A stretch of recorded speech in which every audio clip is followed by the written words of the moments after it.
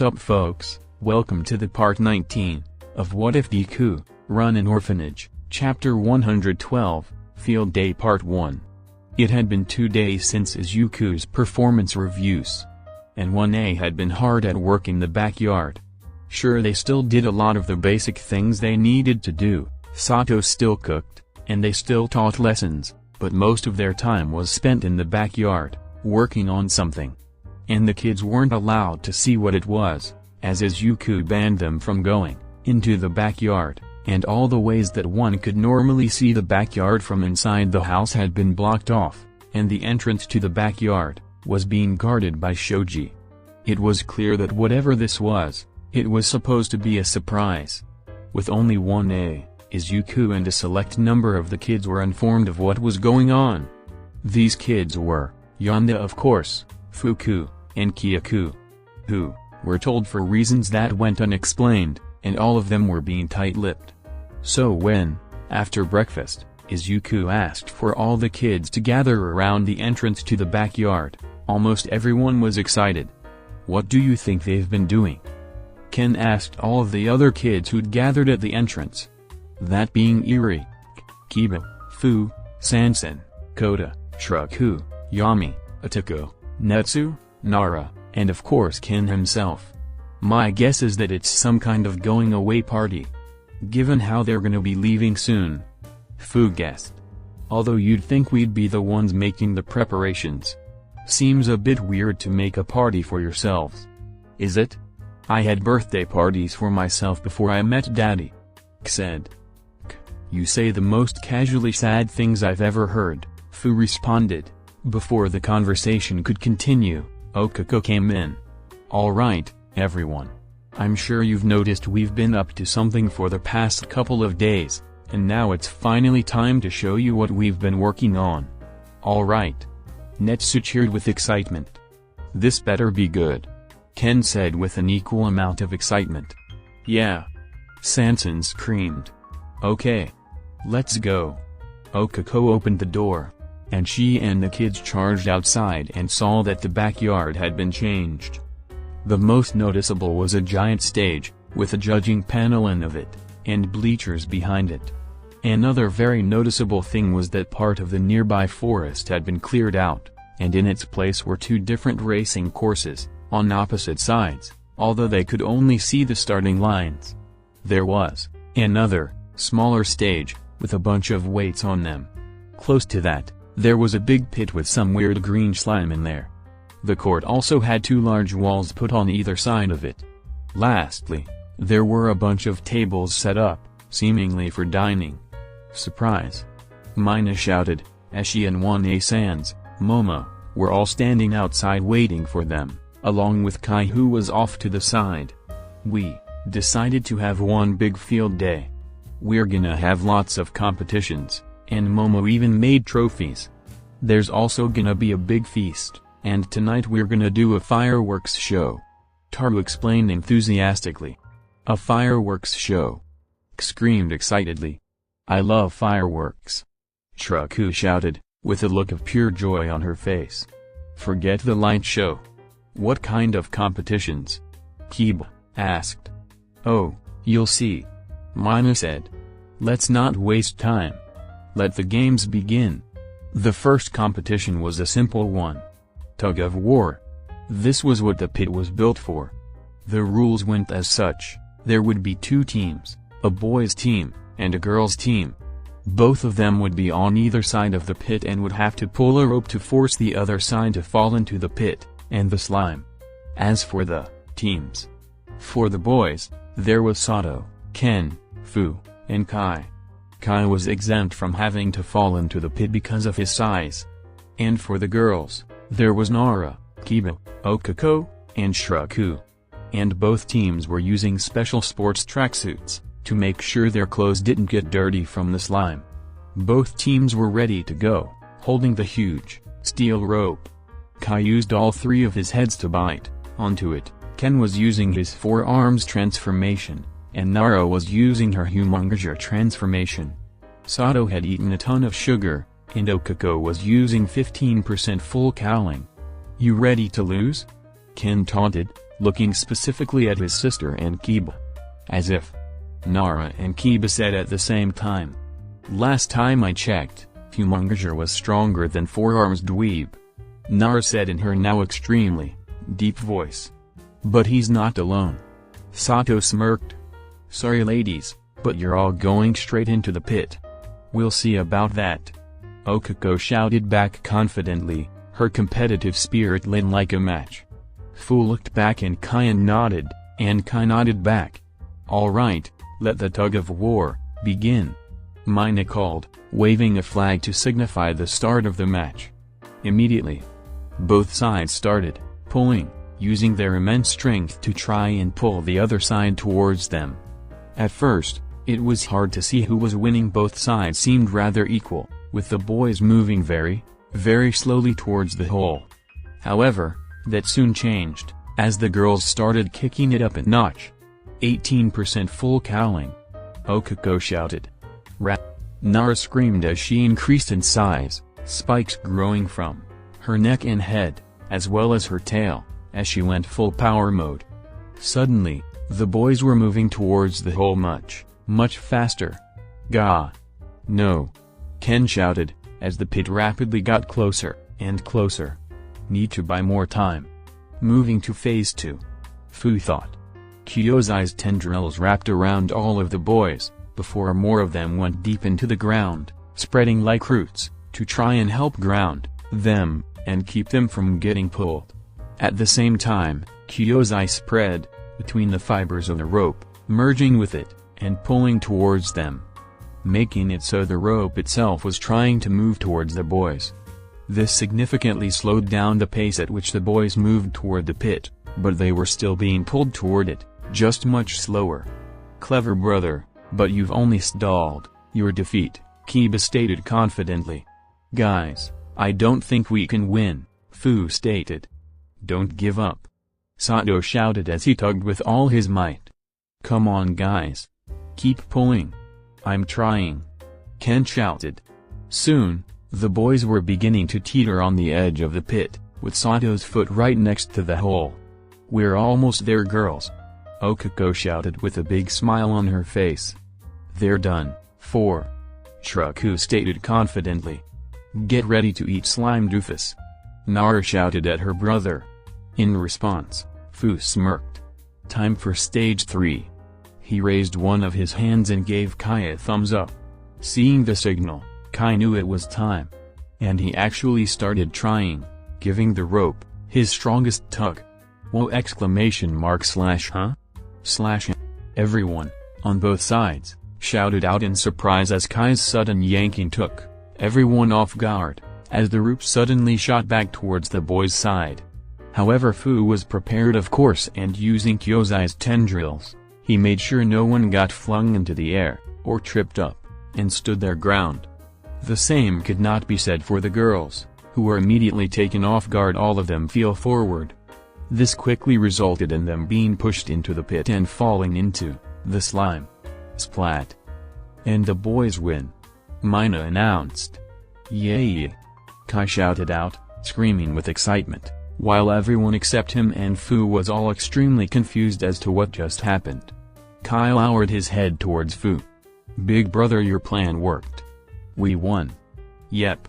Good job K, Fu said, petting Kai's head. You too Kyozai.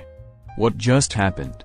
Ken asked, happy they won but confused as to where all of that power came from. Oh, well you see, I realized pretty quickly that we wouldn't be able to win under normal circumstances, Fu explained. Those girls are just way too strong. So I needed a plan.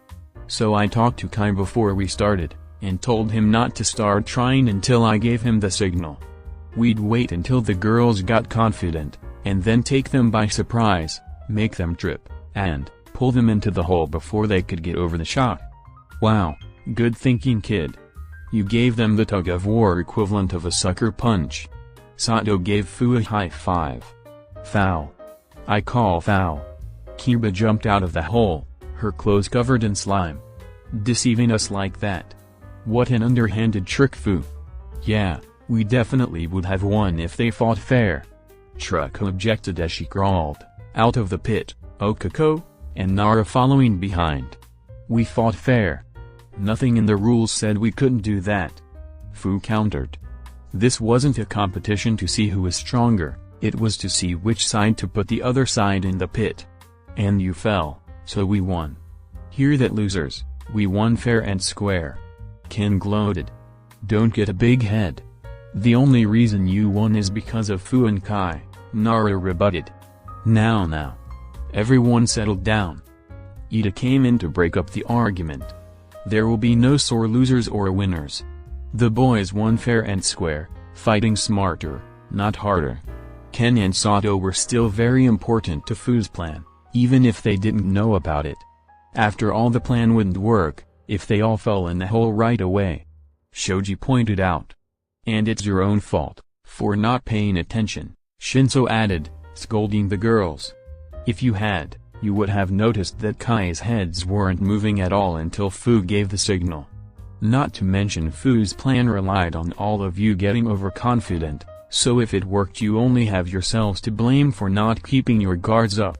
All the girls' eyes widened, and their faces went red with embarrassment, as they realized the blame for their defeat rested mostly on them. Kiba, did you really think I would ever try to beat you with a trick under my sleeve? Fu asked her. Kiba stared at him blankly for a moment, before tilting her head down. And for a moment everyone got a bit worried that Kiba might throw a tantrum or something. But their fears were abated when Kiba tilted her head up towards the sky and laughed, putting her hands on her hips. Ha. Touché, Fu. Touché. But know that every defeat I suffer only makes me stronger. Next time we face each other, I will come out victorious. That's the spirit, Kiba. Okako grinned, patting her on the back. All right. And here are your rewards. Mina announced as Shoji came forward, holding 4 medals. Congratulations to our tug-of-war champions. Sato, Fu, Ken, and Kai. Shoji put the medals on all of their necks except Kai, whose head was too big, and as such, he hung it on one of his teeth. Phew. Man, I am pooped. Sato was struggling not to just pass out there and now, as his quirks downside started to rear their ugly head. I'm gonna take a quick nap and then join back with the cooking team. Go ahead, big guy, you've earned it. Mina told him, patting him on the back as he walked back towards the house. Now, after a short break, we'll move on to the next event. Okay, boys and girls. It's time for the next event. Mina announced. Dodgeball. Everyone was now at the court, with the participants standing on the court, while everyone else sat on the bleachers.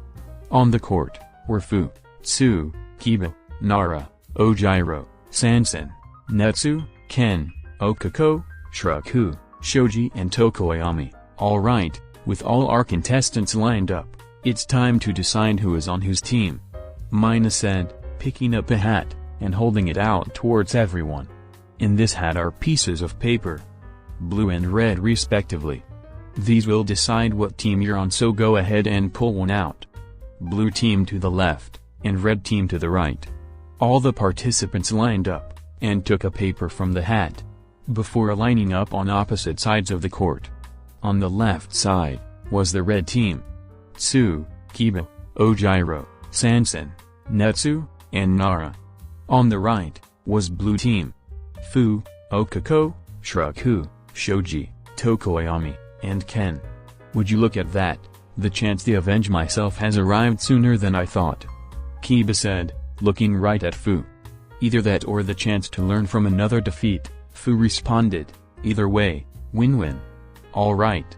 With the teams decided, I'll go over the rules while Kaminari and Jiro set up the balls.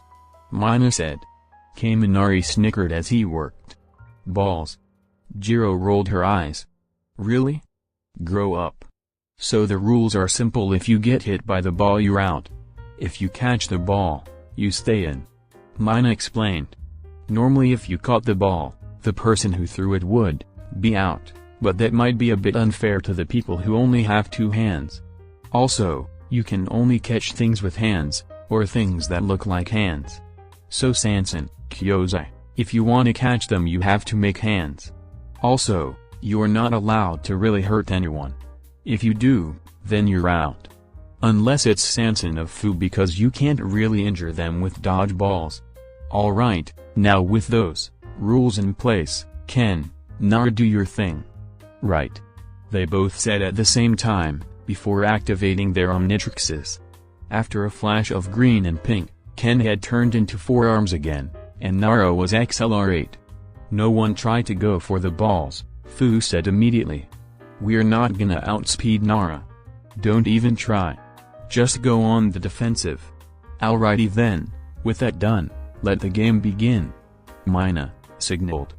Immediately, just as Fu predicted, Nara dashed forward at extreme speeds and grabbed all 6 dodgeballs before anyone on their side could get one. Kiba, Netsu, Tsu, you guys are our cannons. Me, Sanson and Ojiro will go on defense, Nara said, handing 2 balls each to those 3 individuals. Oh yeah. Netsu smirked, and set one of the balls down, before tossing the other one up, and, as it came down, he hit forward with his palm, while also creating an explosion of fire in his hand, causing the ball to fly towards Tokoyami like a rocket. Dark Shadow came out and caught the ball, just barely. Kiba threw both balls, at Fu at high speed, one aiming for his chest, the other for his leg. Fu, rather than move out of the way, had his entire upper body fold back, using Kyozai to move his body at high speeds, and in unnatural ways, snapping his spine in half to dodge one of the balls, and snapping his leg upwards to dodge the other ones, causing the balls to fly past him, and Fu sent out 2 tendril arms to grab them before they rebounded back.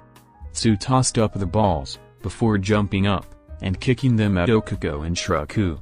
Okuko dodged out of the way, and Shoji extended an arm in front of Shiukuru, catching it, and Fu used a tentacle to catch the one Okuko dodged. Netsu, realizing he had the last ball, decided to take aim at Ken. Boom.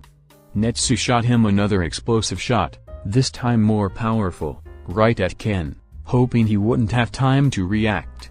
But Ken was alert and reacted quickly, and with 4 arms, he was able to cover a lot of his body, and caught the ball, quickly putting out the fire that was on the ball. Thankfully they were fire resistant.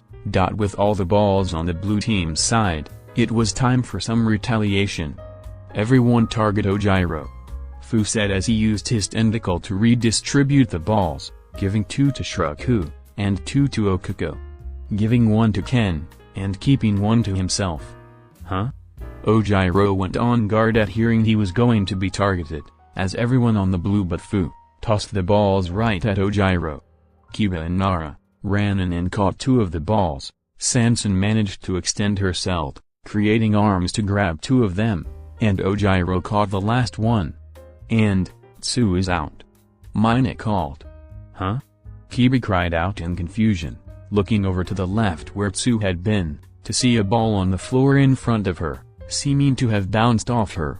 You guys really need to pay attention, Fu reminded them. As it turns out, while everyone was distracted by the attack on Ojiro, Fu a second later than everyone else, sneakily threw his ball at Tsu, while she was running over to defend Ojiro, hitting her in the shoulder. Well, I guess I'm out, Tsu said as she walked off the field. Be careful guys, Fu's a tricky one. We know, Kiba said, glaring at Fu. Well then, let's try this. Kiba jumped into the air, and threw the ball down at Fu, with incredible strength. The ball moved so fast Fu had no hope of dodging it in time, so he once again had Kyozai snap him in half, bending back in an inhuman fashion, and allowing the ball to fly behind him. However, this was Kiba's plan, and the ball, still moving at incredible speeds, bounced off the wall, and headed right towards Fu's legs. Splat. The ball hit Fu's legs, destroying them as it moved back towards Kiba's side. Sanson caught the ball as it came back to their side, although it was now covered in blood, and still had some bone dust as well. Fu is out, Mina called, as Fu now lay on the ground as his legs grew back. Huh. Didn't know you could do that, Fu said, as he used Kyozai's tendrils to push him back up onto his almost regenerated feet. "I guess you underestimated me," Kiba said, smirking proudly at the undead boy. "Guess I did. Good work. But don't let it go to your head," Fu warned her, as he stepped off the field. With that done, Nara immediately went over to Netsu and went to give one of the balls to him. "Here you go." "Thanks." Netsu went to take the ball, but suddenly Nara zipped away from him towards the front of the line that divided her side from the other teams and threw it at Ken. But Ken knew she was faking him out. She was his sister, after all, so he knew that if she wanted to give the ball to Netsu, she would have just zipped it into his hand, and so he was ready, quickly raising his arms, and catching the ball. "Nice try, loser, I know your tricks." "Darn it," Nara muttered. "Sorry Netsu, I wanted to get the drop on him." "Don't worry about it," Netsu reassured her, as he picked up the ball that hit Tsu. "I got this. Let's go ooh," Sanson called, as she took Hojiro's ball, and held all 4 balls in front of Kiba. Kiba smirked. "Good thinking, sister." Bang. Bang. Bang. Bang. Kiba smacked the balls in quick succession, aiming at Okako, Shoji, and Ken specifically, aiming at Okako to make sure. Okako and Shoji jumped out of the way, and Ken spun around to avoid the ball and threw his own ball at Kiba. Boom. Then, Netsu blasted a ball at Okako, hitting her while she was dodging the other balls. Ken's ball hit Kiba, and the ball Kiba threw at Ken rebounded, and hit Ken's foot. "Uraraka, Ken, and Kiba are all out," Mina called. "Darn," Okako muttered in frustration, "not my best day." "Oh man," Ken groaned. "Curses," Kiba swore as she pouted heavily. "Ha. That's what you get for being cocky," Nara taunted her brother. "Don't get too full of yourself. You just lost your big gun," Ken called out, as Kiba and Okako walked off the field. "Although my elimination is a heavy loss, I have faith my team will succeed in my absence," Kiba said, as they went off to the side. Meanwhile, both teams were struggling to get as many balls as they could. Sanson picked up the 3 balls that ended up on her side, while Shiraku, Shoji, and Dark Shadow picked up the balls on their side. "Oh. Give me one. I have an idea," Netsu shouted. Immediately the other side got defensive, putting their balls down as they saw Sanson hand a ball to Netsu, getting ready to defend themselves. Netsu smirked, and then tossed the ball up. Solar flare. Suddenly, the brightness of Netsu's flames exploded, the bright light blinding everyone. Ag! Dark Shadow recoiled from the light, shrinking away, leaving Tokoyami completely exposed. The ball came down, and Netsu smacked it at Tokoyami, hitting him right in the chest. Then, while still emitting a blinding light, Netsu grabbed the 2 other balls and threw them right at Shiraku and Shoji, who were stumbling around, unable to see. Once he was sure he hit them, Netsu turned down the light. "And blue team is out, I think?" Mina said, blinking rapidly like everyone else after her eyes got blasted with light. "Did you guys get hit?" "I couldn't see anything." Shiraku sighed. "I got hit." "Me as well," Tokoyami said, lowering his head. "I did too," Shoji admitted. "Well then. Red team wins," Mina announced. "That's so cheap," Ken cried out. "But not against the rules. Now don't be a sore loser," Mina told him. "Kaminari. Jiro. The medals if you would." Red team gathered up, as the 2 students bestowed medals on them. "Good job Netsu." Tsu praised him. "Indeed. Your strategy sealed their fates, and ensured our victory," Kiba added. The whole team was abuzz with praise, and they probably would have patted him on the back, or lifted him, if he weren't on fire. Netsu's flames became slightly more intense as he blushed, giving them a smile almost as bright as the solar flare he unleashed. "Thanks, guys. I couldn't have done it without you." Everyone gave their applause, even the blue team, although for Ken it was begrudging. Congratulating them.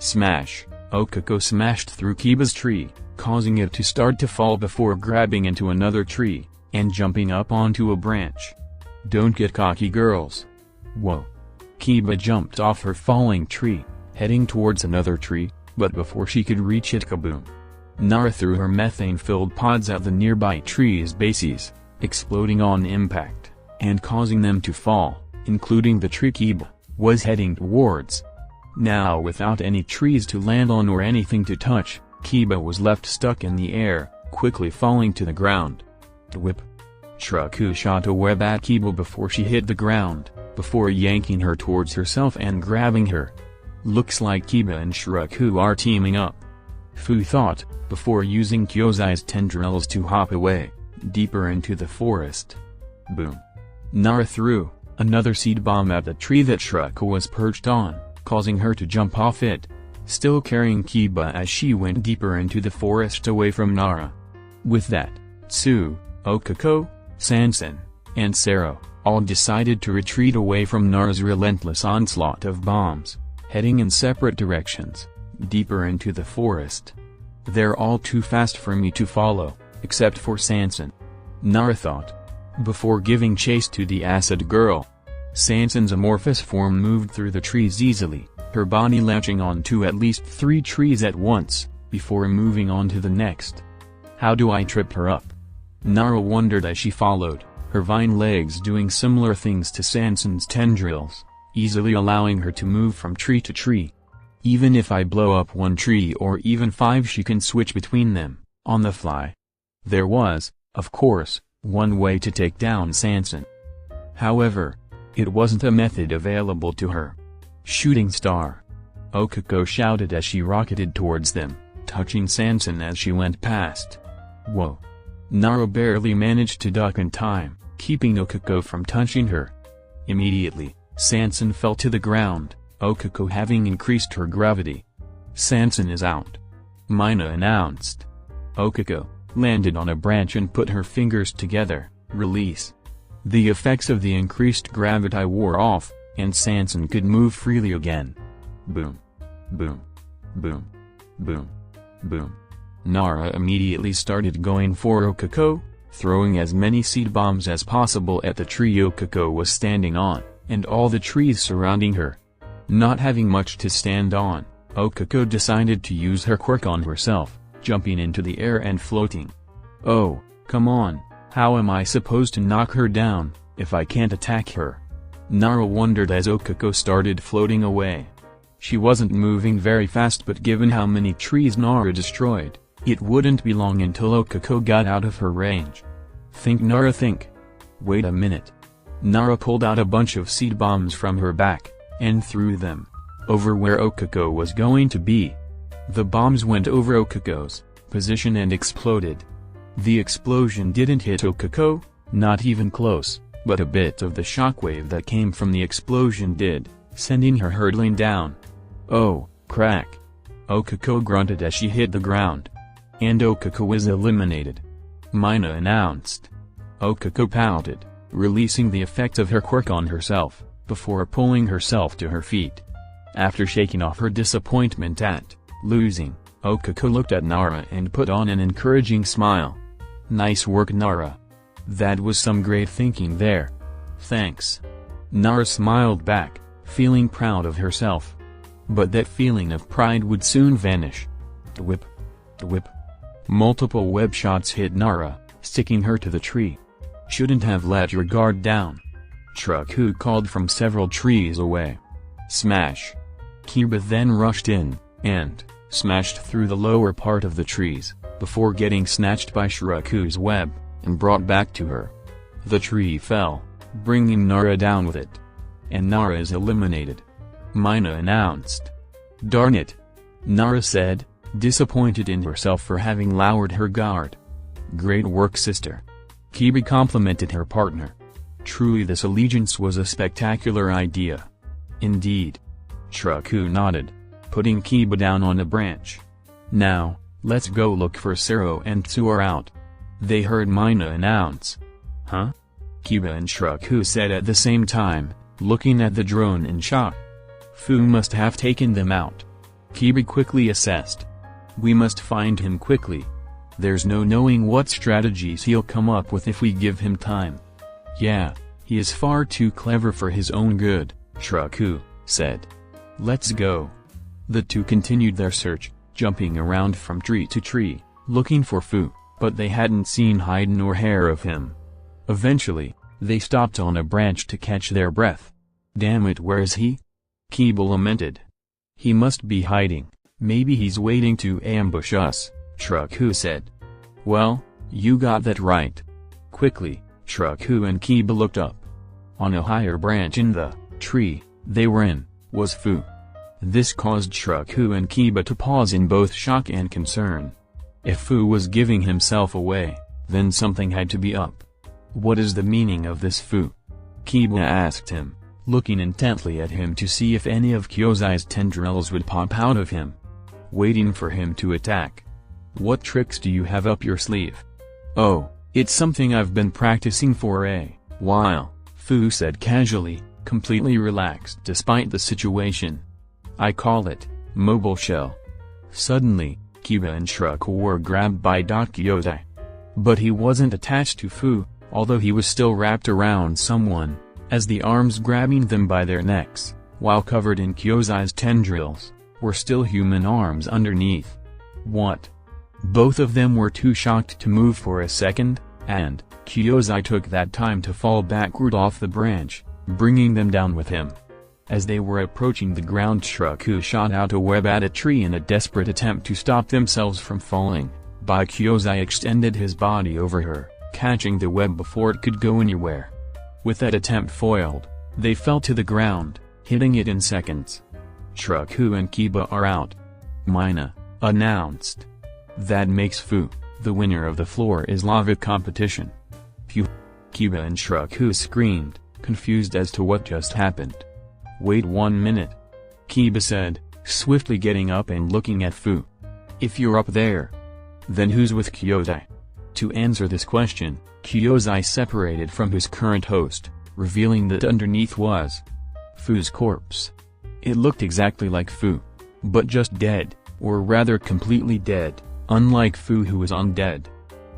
Shraku immediately got up, and moved away from the corpse, before covering her nose. "Oh, it smells. Ugh. Since when could you make doppelgangers?" Kiba asked him angrily, still upset from her surprise loss. "Since always," Fu answered. "It's just only learned how to properly make them now. You see, normally whenever I regenerate, whatever parts of me that weren't used for my regeneration just lay there. And so I took advantage of that. Take a look at my left hand, or rather what was my left hand."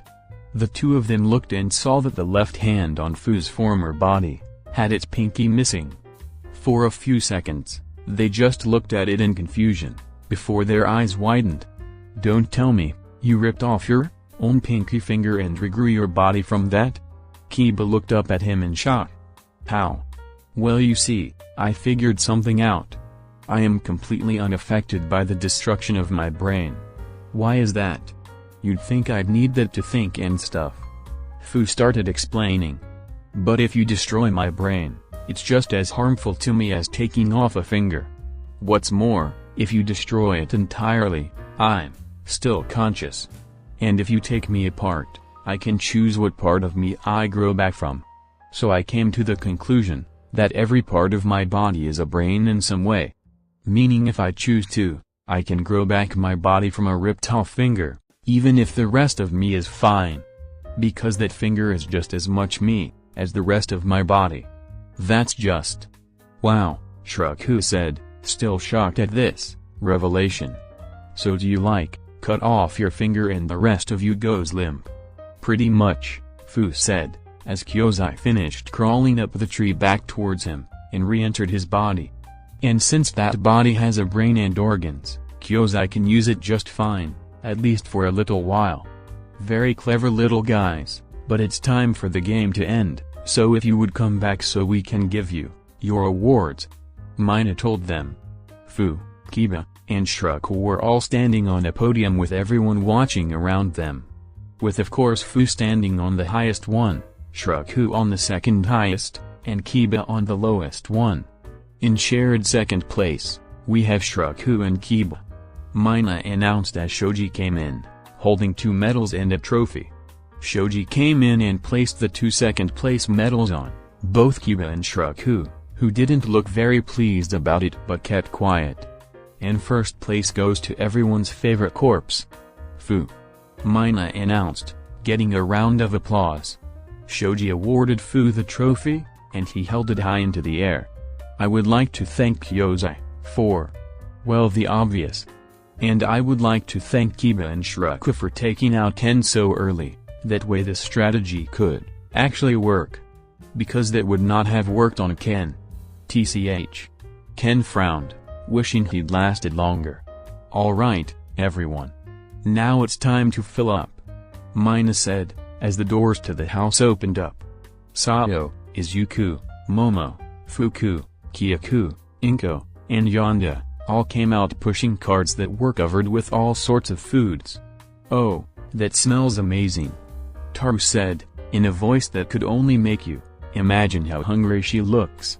"Great, I need to eat a lot after using mobile shell," Fu said, eager to get some food in his stomach. "I too am excited to indulge in a bountiful feast after vigorous exercise." Kiba licked her lips looking at the steaks on one of the carts. "Are those candy apples?" Eri gasped, spotting her favorite treat on a cart. "Oh man, I can't wait to get that in my mouth," Kaminari said, causing Mineta and Jiro to have to hold in their laughter.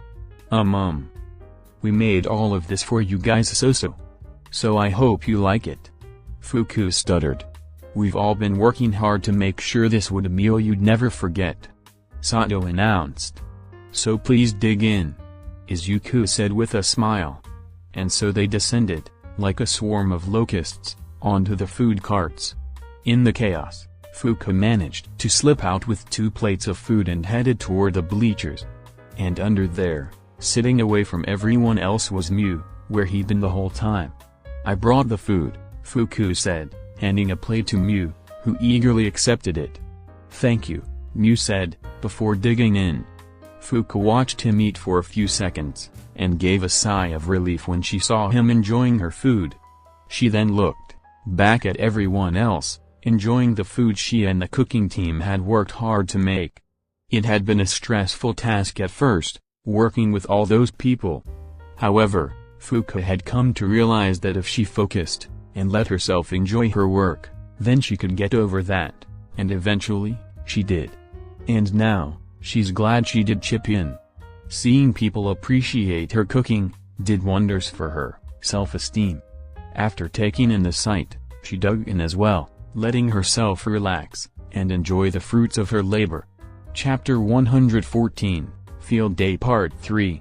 Author's Note: Hey everyone. Before we get started, I would like to just thank everyone for their support. It really does mean a lot to me. Alright, everyone. Are your bellies filled up? Mina announced to the crowd of kids in 1A in front of her, because it's time for the next big event. The scavenger hunt.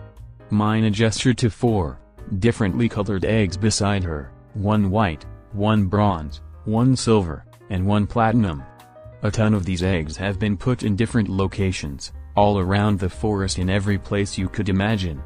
We have white eggs, which are the easiest to find and are worth 1 point. We have bronze eggs which are a bit more hidden and are worth 3 points. Sliver eggs are even more hidden than that and are worth 6 points. Then we have the rare gold egg. These things are really hard to find and are worth 10 points. And lastly, we have the ultra rare platinum egg. There are only 5 of these things, and we've put them in super secret locations throughout the forest. Finding one of these babies will net you a total of 50 points.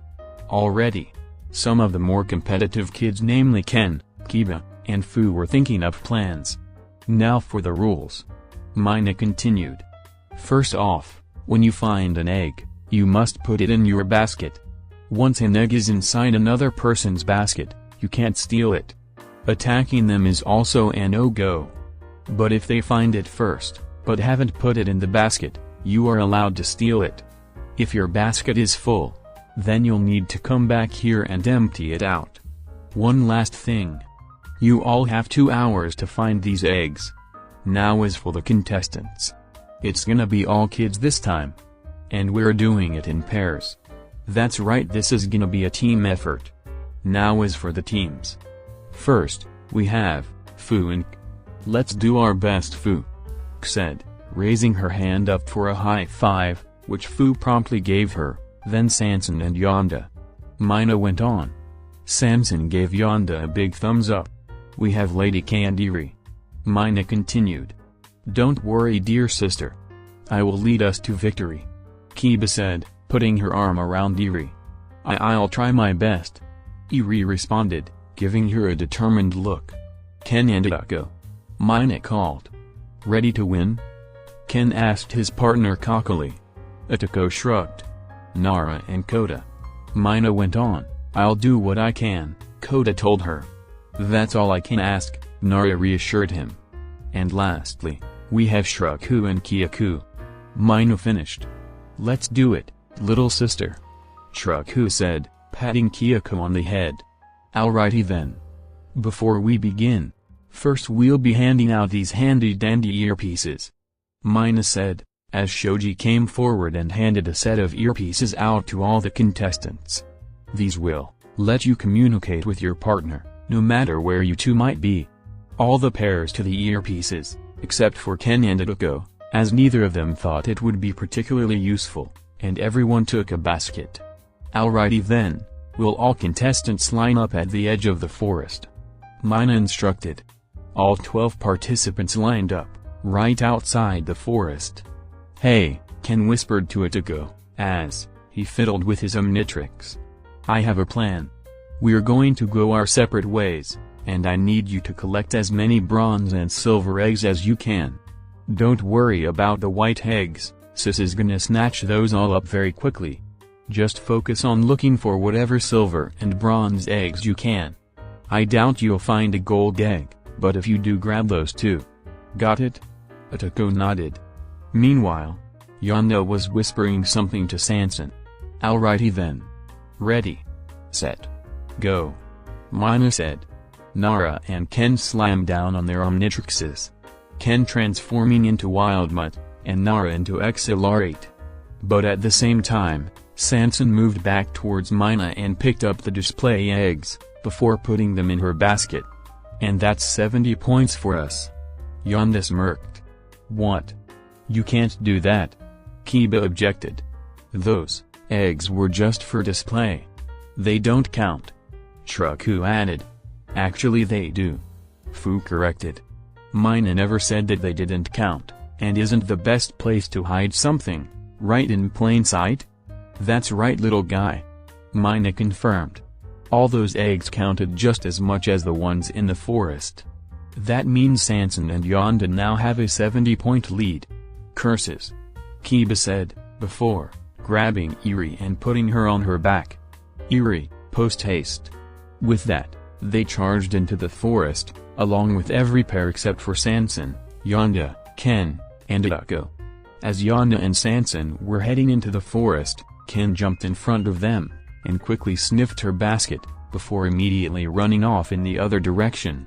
Izuku went in a separate direction, trying to follow Ken's order. Ken must have smelled our eggs so that way he could detect them with his smell. Including the platinum eggs. Yonda frowned. Sanson. Let's go. And with that, everyone was now in the forest. Nara carried Kota deeper into the forest until they eventually reached a lake. She set him down on the side of the lake, before explaining her plan. Look, I'm going to try and gather as many eggs in a little time as possible. I'll be mainly going for the white and bronze eggs. After that, I'll use Ditto to try and search for more well-hidden eggs. But I can't really do lakes all that well. Got it? I'll take care of this, Kota said, before making water come out of his hands. The water then floated upwards and formed a bubble around his head. Right, call me when you're done searching the lake. I'll take you to the next one. Nara told him, before speeding off to look for eggs. With that, Kota jumped into the lake, the water bubble around his head, allowing him to breathe, at least for a while. He then put his hands behind him, and shoots out water from them, propelling himself through the lake with ease. Alright, they probably hid a gold or at least a silver egg in here. Not many of them can even look deep inside these lakes. Kota thought as he went deeper and deeper into the lake. They probably hid them at the bottom. Should be easy to spot gold or silver here. Quickly Kota descended deep down towards the bottom of the lake, before landing on its floor. After walking around for a few minutes, Kota eventually saw a small shine of gold. Kota swiftly propelled himself towards that gleam, and looked at it closer, seeing that there was in fact a gold egg, buried in the lake a bit. After digging it back up, Kota took the egg. Alright, now let's head back to the surface to put it in the basket, and get some more air. Then I'll look around some more. Meanwhile, Fu and K stopped in the forest. Alright, let's get this started, Fu said before he started taking off his shirt. K, please turn around. K did so but was very confused. What are you doing? I'm about to use mobile shell, so I need to take my clothes off this body, Fu explained, as he finished undressing. Alright, keep looking away. Fu then grabbed his hand and ripped it off. The moment the hand came off, Fu fell to the ground, and all life left his eyes. At the same time, Fu's hands started regenerating his body, and after about a minute and a half, Fu finished regenerating and got up. Then, Kyozai wrapped himself around Fu's old body and got up, puppeting it.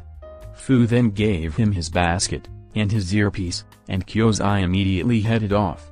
Alright, so let me explain the plan, Fu said to K, as he put on his clothes. Kyozai is going to go around and look for eggs on his own.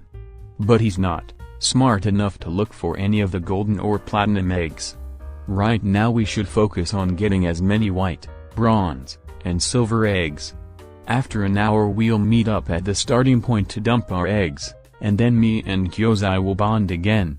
For now, you're going to stick with me. Oh, and you can turn around now. K turned around, and followed Fu, as the two headed deeper into the forest. Why don't I look around for eggs by myself so we can look in more areas? Well, I have a hunch I'm going to need you around, Fu explained, as they found a cave. Perfect, let's go in. Fu and K walked into the cave, heading deeper and deeper inside. Fortunately, 1A had been generous enough to put up torches in the cave, so they weren't going in blind. Well, either these torches are here to fake us out, or there's an egg in here, Fu noted. After a few minutes of walking, they reached a wider section of the cave, where they saw 3 Goliaths and 2 Berinjals waiting for them. Yep, just what I thought, Fu said. He figured that they would have Grim guarding some of the eggs, and what did he see behind this wall of Grim? 2 silver eggs. Good thing I brought you with me. Huh? K gave him a confused look, before Fu turned her towards the Grim, and lifted her visor. All the Grim looked at K's beautiful eyes and quickly were turned to stone. Oh, that's why you brought me with you. K realized as Fu put her visor back over her eyes. Yep, Fu explained, as he started walking past all the petrified Grim. That we only have 2 baskets. Oh, K said, as Fu grabbed the eggs, and tossed them into the basket. Let's go, we can't afford to waste even a second of time, Fu told her, as he already started walking out of the cave. Not when our competition is so steep. Ken really hoped that his plan worked out. Currently, he was running through the forest, still as Wildmutt, with his basket in his mouth, with only a few 2 white eggs he'd found in a bush, and a bronze egg he found half buried underground. Of course, he'd noticed a bunch of other eggs around that he could have gone after. In fact, by now he likely could have had at least 1 golden egg. But that wasn't his goal, at least not for now. Ken would memorize the locations of those eggs, and go back for them later, but for now, his goal was the platinum eggs. Thanks to being able to sniff the eggs in Sanson's basket, he was able to follow the trail of platinum paint that was put on the eggs. So he knew the exact path that the 1A students took to hide these eggs. After running for about 6 minutes, Ken finally found the spot he was looking for. At first glance, it was just a plain, small clearing in the forest. However, if one looked closer, they could see a small X that had been carved in the dirt. It was extremely tiny, and most of the kids would have overlooked it. Ken was one of those kids. However, thanks to Wildmutt's extremely enhanced sense of smell, he was able to detect that 1A had dug up that area, and taken a platinum egg down there. Quickly, Ken went over to that spot and started digging. After digging a few feet down, he noticed he'd dug into a cave system, a rather large one from the smell of it. Ken swiftly dug a larger hole that he could fit into and jumped down. After about 7 seconds of falling, Ken hit the ground and realized the cave was way bigger than he first thought. He also assumed it was completely dark down there, but that didn't matter to Wildmutt, as his smell allowed him to figure out the locations of things even in the dark. Plus he couldn't see in this form, regardless. Ken immediately started running towards where he smelled the platinum egg, chasing its trail through the cave. After running for about a minute, he smelled something approaching him. Or rather, a lot of things approaching him. Ravagers. Ken recognized the small bat Grim that was rushing towards him in massive numbers. Over 100 Ravagers were flying towards him. And he could smell the platinum egg on one of them. Ken smirked and rushed towards the swarm of Ravagers. After a few seconds, they met. The Ravagers rushed past Ken, a few hitting him in the face, but he swiftly shook it off and focused on the egg. Then, when the Ravager with the egg flew over him, he jumped up and grabbed it. After landing, Ken quickly took the egg from the small bat monster, and then threw it away. He didn't have time to waste. He knew soon he'd run out of time as Wildmutt, and he needed to get out of this cave before then, otherwise, he'd be stuck in here for 10 minutes. Ken rushed out of the cave. Thankfully the bottom of the basket was magnetic so the metal eggs didn't fall out while he ran. He jumped onto the wall, running along it, as he made his way up to the roof of the cave, and he quickly found the hole he'd made to get in here. Ken crawled on the roof of the cave, and quickly rushed out of the hole, and back onto the surface. And just in time. Brrr. In a flash of red, Ken turned back to normal, and still had the basket in his mouth. Pop. Ken spit out the basket. Ugh. Barely made it out in time. Ken picked up his basket and looked down to see his tracks as wild mutt. Alright, time for part 2.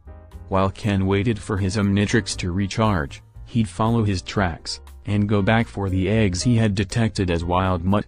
Ken followed his tracks with a smirk on his face. Alright. Only 10 minutes and I already have one of the 4 leftover eggs. I am gonna win this. Whoosh.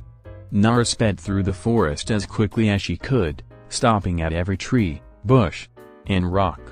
Stopping to look for a second, before moving on if she didn't find an egg. After finding another white egg nestled inside a small crack in a wall, and adding it to her basket. Alright, that makes 15 white eggs and 1 bronze egg. So that's 18 points. I'm still not anywhere close to Sanson's numbers. Still and Yonda can't move very quickly, so hopefully they won't be able to get a lot more points. Brrrr.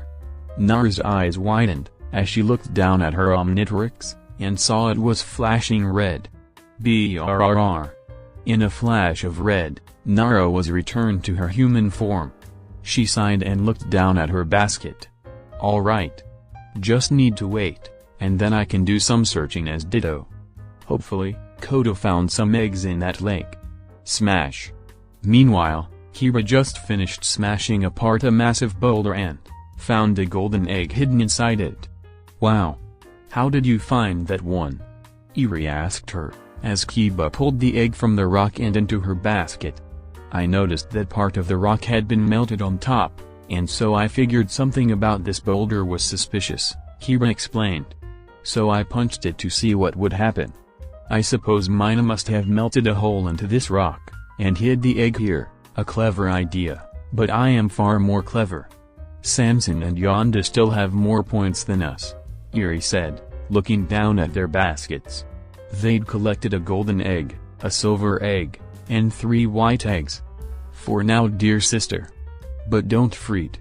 Out of all our foes, Samson and Yonda are the slowest pair. Kiba told her. You and I shall emerge victorious. I'll look in the front, you look in the back. Kiba handed Eri her basket, and turned around, crouching slightly, to allow Eri to get on her back. Once Eri was on her back, and properly secured, with Eri's arms around her neck, and Kiba's hands holding her thighs, Kira ran off. Kiba looking in front of her, with Eri looking behind her. Everyone was giving it their all, in the longest event so far. Author's note, alright, I'm splitting the scavenger hunt up into 2 parts. Who do you think is going to win? Anyway, after this event, there are about 3 more events. I estimate there should be about 3 or 4 more Field Day chapters. Chapter 115, Field Day Part 4. Ken was feeling good about his strategy. 1 platinum egg, 1 gold egg, and 2 silver eggs. It was only 20 minutes into the competition, and he'd already surpassed Sanson and Yonda's initial score. Of course, Ken figured that they'd found a few more eggs then, but still, at the speed he was gaining points, there was no way he wasn't going to win. Bum-de-dum. He heard his Omnitrix come back online and smirked. Alright. Time to look for the next egg. Ken quickly selected Wild Mutt and slammed down on the Omnitrix, and in a flash of green, he was once again in his dog-like form. Rat! Ken roared, before grabbing the basket with his mouth and smelling the basket. Getting a whiff of the platinum egg. Once he got the scent down, Ken quickly picked up a trail and started running. The trail led Ken to a large lake with a river flowing into it, and then, the trail went cold. Ken went to the edge of the lake and looked down inside it. They must have hidden it in this lake. No biggie. Wild Mutt can swim. But if it's as well hidden as the last egg, probably best to wait until I can use Ripjaws. Dying during an Easter egg hunt would be ultra lame. With that in mind, Ken turned around and went to go search for some gold and silver eggs. Nara was quickly realizing there was a problem with her Ditto strategy. Sure, she could look in many different locations at once, but she only had one basket. Nara had realized this while she was carrying a bronze and silver egg back to her main self. I should have stuck to using XLR8, Nara said to herself as she ran through the forest. What would happen next would only enforce that idea. Suddenly, Samson came out of the woods, rushed towards Nara, taking her by surprise, and snatching the eggs from her, before putting them in her own basket. "Hey!" Nara shouted in outrage. "Swauri, not Swauri," Samson said as she slithered away. "Ugh!" Nara groaned in frustration, looking down at her now empty hands. "Hey, Nara. I think I'm done here," she heard Kota say over her earpiece. "Oh, alright. Give me 16 minutes, I'll be there," Nara told him. "What am I supposed to do for 16 minutes? Kota asked impatiently. "I don't know, look around the lake area. Maybe there's some stuff around there," Nara told him. "Fine." Kota sighed. Nara sighed as well, not feeling great about this situation. "Hopefully Ken is struggling as much as I am." "And that's golden egg number 3, Ken remarked, as he placed the egg into his basket. He just found the egg buried underground, hidden under a rock. "I have never appreciated wild mutt more than I have now." Ken smiled to himself. "How long has it been?" "Yeah, should be long enough. Better go back to the lake and get ready." With that decided, Ken started running back towards the lake, following his tracks once again. By the time he got back, his quirk was ready to use once again, and his omnitrix went from red to green. "Alright, time for Ripjaws," Ken shouted, as he selected the form on his omnitrix, and slammed down. In a flash of green, he was Ripjaws. He wasted no time, jumping into the water immediately, keeping his basket on the edge of the lake. Ken quickly descended down towards the lake bed. This egg would be a lot harder to find than the last one, mainly because he couldn't use wild mutt to track the egg's location. Still, Ken assumed that the egg would have to be somewhere at the bottom of the lake, so he swiftly reached the lake bed, and started searching. It didn't take him long to find a person-sized hole on the lake bed. This must be where they put the egg, Ken thought as he swam down the hole. The hole went down, deeper and deeper, taking him very deep down. Eventually, as Ken swam down, he fell out of the water, and into a large cave. The cave was pretty circular, it was half flooded, with water going up to Ken's chest, and it was lit by torches that were put up on the cave walls. In other words, it looked like a boss arena. And the boss, a Nuka-Levi, standing in the center of the arena, with a platinum egg tied around its neck. "Ah, man." Ken groaned as he realized what he'd have to do. "Rat!" The Nuka-Levi roared, as it shot out its stretchy arm at Ken, punching him and sending him flying into a cave rock. "Oof." Ken groaned in pain, as he pulled himself up. "Oh, this is gonna suck." "Oh." Ken ducked as the monster tried to punch him again, before diving into the water, transforming his legs into a tail, and swimming towards it. The Nuka-Levi charged toward him and Ken swam out of the way of its charge, causing it to crash into a wall. Ken then swam back towards it and bit at its hind legs. "Rat!" It roared in pain, as the horse half of its body bucked and jumped around to try and shake Ken off, but Ken kept his jaw clamped down on the leg, before grabbing onto the upper part of its eggs with his claws. Ken climbed up the Nuka-Levi with his claws and jaw, as the monster kept running around the arena, trying to shake Ken off. After a couple of minutes, Ken managed to make his way onto the back of the Nuka-Levi's horse.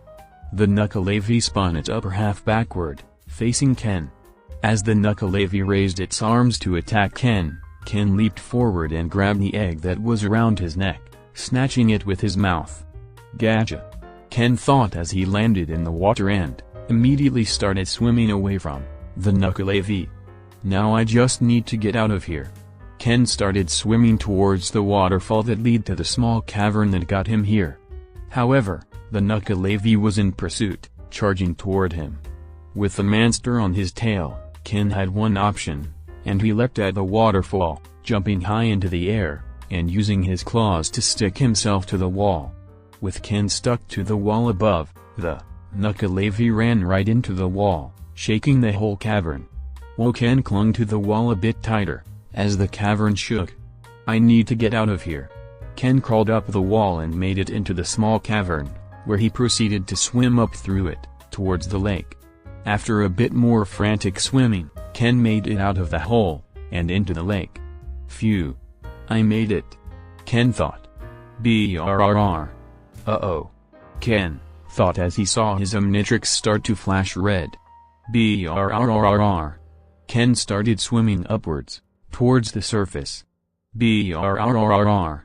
Splash. Ken made it to the surface of the lake, just as he transformed into his human form. Pa. Ken spat out the platinum egg, that was still in his mouth. That tastes worse than the basket. After trying to spit the taste out of his mouth, he grabbed the egg and started swimming back towards land. A few minutes of swimming later, Ken reached the side of the lake and crawled on to land. "Oh!"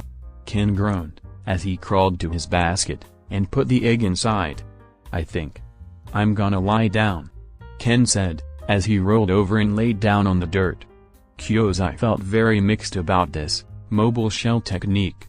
On one hand, he felt very free. All his life he'd have to be stuck inside someone else, either doing exclusively what they wanted or fighting them for control. But now he could move however he wanted, without limitation. There was no delay, no resistance. Of course, he wasn't truly free. This was once Fu's body, but since Fu was no longer in it, it didn't regenerate, and in fact, this rotting corpse gave him much less nutrition, meaning he'd have to eat more of it. So he could only be separated from Fu like this for a few hours. And that brought him to the downsides of this technique. The organs tasted horrible. Fu's organs already didn't taste that great, but at least they were an endless food source that Kyozai could eat without hurting anyone. This was just bad in every conceivable way. And Kyozai just didn't like being separated from Fu. Fu was smart. He led him, taught him, and in return Kyozai helped him with whatever he wanted to do physically. They were a good pair. But now that they were separated, Kyozai felt a bit lost. Fu was decisive, he knew what to do, and if he didn't he knew the best way to find out. But Kyozai was a baby. A very smart baby, but still a baby. And one that had never really made decisions before. He was still just following Fu's orders right now. Go around the forest, and find eggs. And he'd been doing that without issue for a while now. He'd found about 16 white eggs, and even a silver egg that he'd noticed floating in a pond. But he kept wondering what he was supposed to do if he had to make a choice. What if one of the others tried to steal one of his eggs? Was he supposed to chase them? Let them go? He knew he couldn't attack them, but what counted as an attack? The concept of being free, while exciting in a way, was also very, very scary to Kyozai. But he wondered if it should be. As Kyozai grabbed his 17th white egg, with a tendril, he looked down at his hand. Or, rather Fu's hand. He wondered if, years later, when he knew more and was smarter, would he prefer to be separate from Fu? Or would he rather stay inside him, and let him call the shots? Before he could contemplate that for much longer, he heard Fu speak to him using the earpiece. "Kyozai, hour's up. Head back to the backyard," Fu ordered. Kyozai let out a noise in response, to let him know that he'd heard him, before immediately heading back to that area. This would be a question that an older, smarter Kyozai would answer. Ken was quickly on his way to his third platinum egg. Problem was, it was in the sky somewhere. Ken had followed the trail of the third egg, however, once he reached a large clearing, he smelled that the egg had been taken into the sky. Meaning once again, he couldn't use Wild Mutt to track its exact location. But this was even worse than the lake because the sky was a significantly larger space to search. And so began what became Ken's most frustrating search yet. He'd turn into Stinkfly, take to the skies, look around, and come back down before his transformation wore off. This took up a whole hour of his time before eventually, he found something. Another huge horde of Ravagers. But this was a much bigger horde than the one in the cave. There were so many of them, all flying so closely together, that it just looked like a big black ball in the sky. If Ken had to guess, he'd probably guess that the egg was somewhere in that black mass of claws and teeth. Most likely, somewhere in the center. Not wanting to waste time and risk having to retreat, Ken opened fire, shooting out goop from his 4 tentacle-like eye stalks. Rapid fire. The goop started, hitting the Ravagers, each shot encompassing their tiny bodies, keeping them from flying and making them fall to the ground. Ken took out a couple dozen Ravagers this way, before they charged at him, screeching and giving off a truly awful noise. Seeing them get closer, Ken flew away from them, while continuing to fire at them. Fortunately, they weren't faster than him, so Ken could outmaneuver them pretty easily. As Ken quickly whittled away at their numbers, he noticed a metallic gleam coming from the center of the horde. The egg. Seeing a glimpse of his prize, Ken focused his fire on that area, taking out a few dozen more Ravagers, before he saw it. He finally hit the Ravager with the egg, and he saw it fall out of the cloud of other Grimm. Ken flew down towards that Ravager, with the swarm following. "Gotcha," Ken said as he caught the Grimm and the egg. With his prize in hand, Ken flew away from the swarm at full speed. After a couple minutes, Ken finally lost the swarm, and breathed a sigh of relief, as he landed on the ground. "Ree! Ree!" The Ravager in his hand cried as it struggled. "All right, that's enough out of you," Ken said, before he bit the head off of the Ravager, killing it, and causing it to fade away. Leaving only the egg and the goop.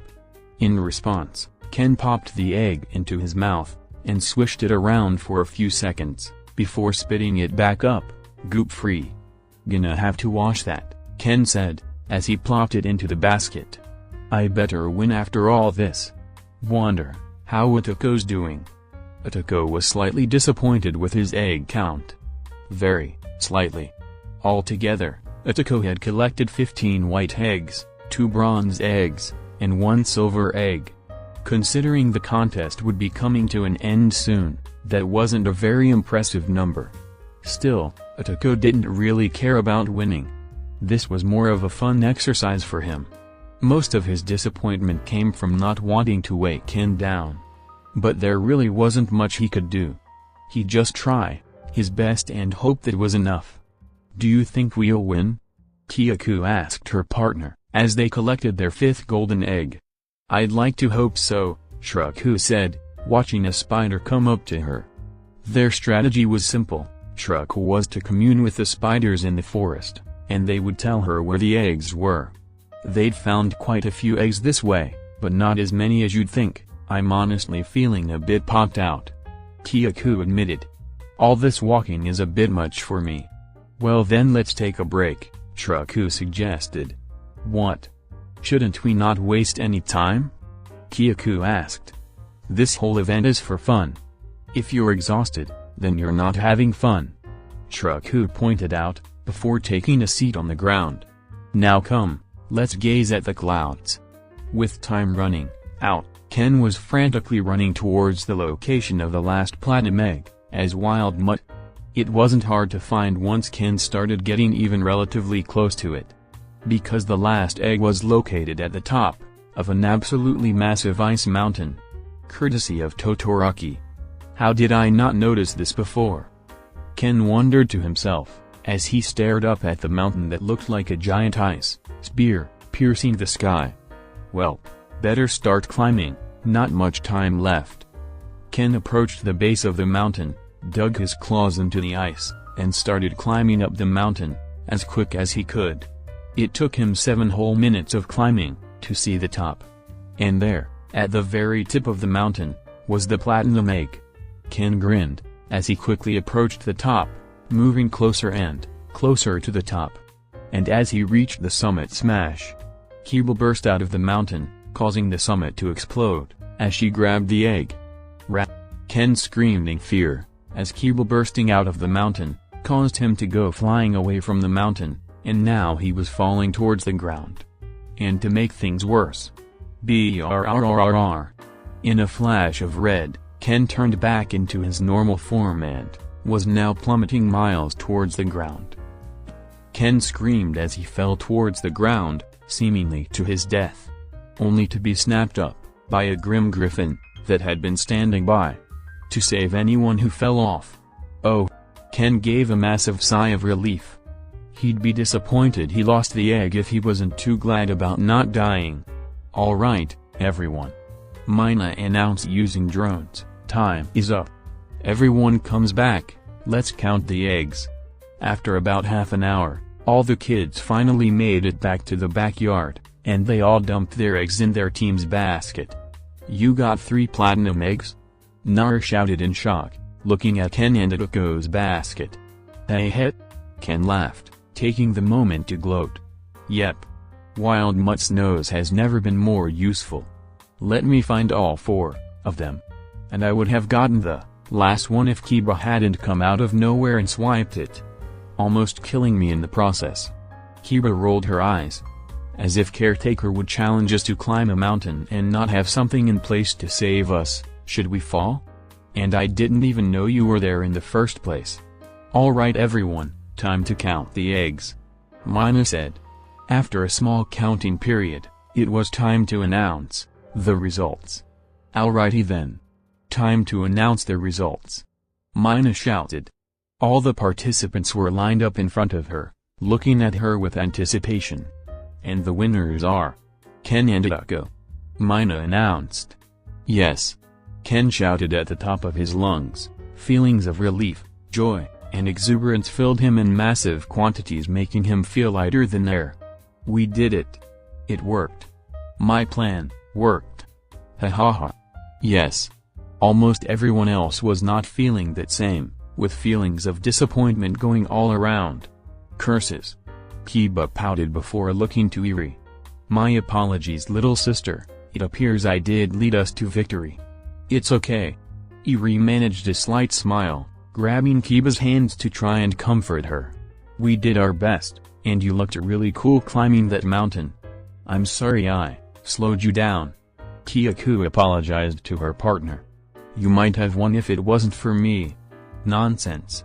I wouldn't have a victory if it meant hurting you," Truku told her, rubbing her head. "And besides, Ken had 3 platinum eggs. I doubt we would have won." Sorry, my plans did not really work out," Nara said to Kota, who looked mildly annoyed. "Hey, it's fine, I didn't really think we were gonna win anyway." "Not after he got 3 platinum eggs," Kota remarked. Meanwhile, Yonda was petting a satin Sansen. "Don't be upset, sister. Ken had a great advantage, and good strategy, not much could have been done.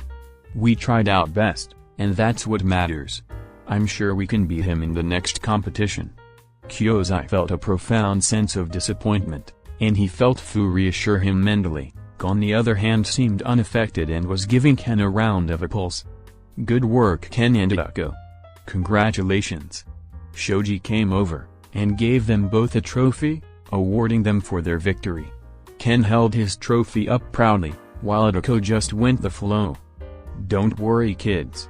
We still have way more stuff to do," Mina told them. "After a short break, we'll be moving on to the next competition.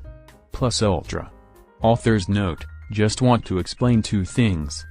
1A didn't reveal the number of points everyone had because they didn't want the kids with lower scores to feel bad. So they just announced the winners. And more events are happening that aren't being shown. Because not only would that take forever, they wouldn't all be the most eventful. Chapter 116, Field Day Part 5, Author's note: so remember when I said there were 3 more events planned? Well, I'm cutting it down to 2. To put it simply, I don't want to get worn out on this arc. This is already one of the longest arcs in this story, and there is already stuff I want to move on to. Don't worry, the event that got cut wasn't super important. So without further ado, let's get on to the chapter. Alright, everyone. Time for the last big event. Mina announced to everyone. The sun was starting to set, and in a few hours, the field day would come to an end. Now everyone.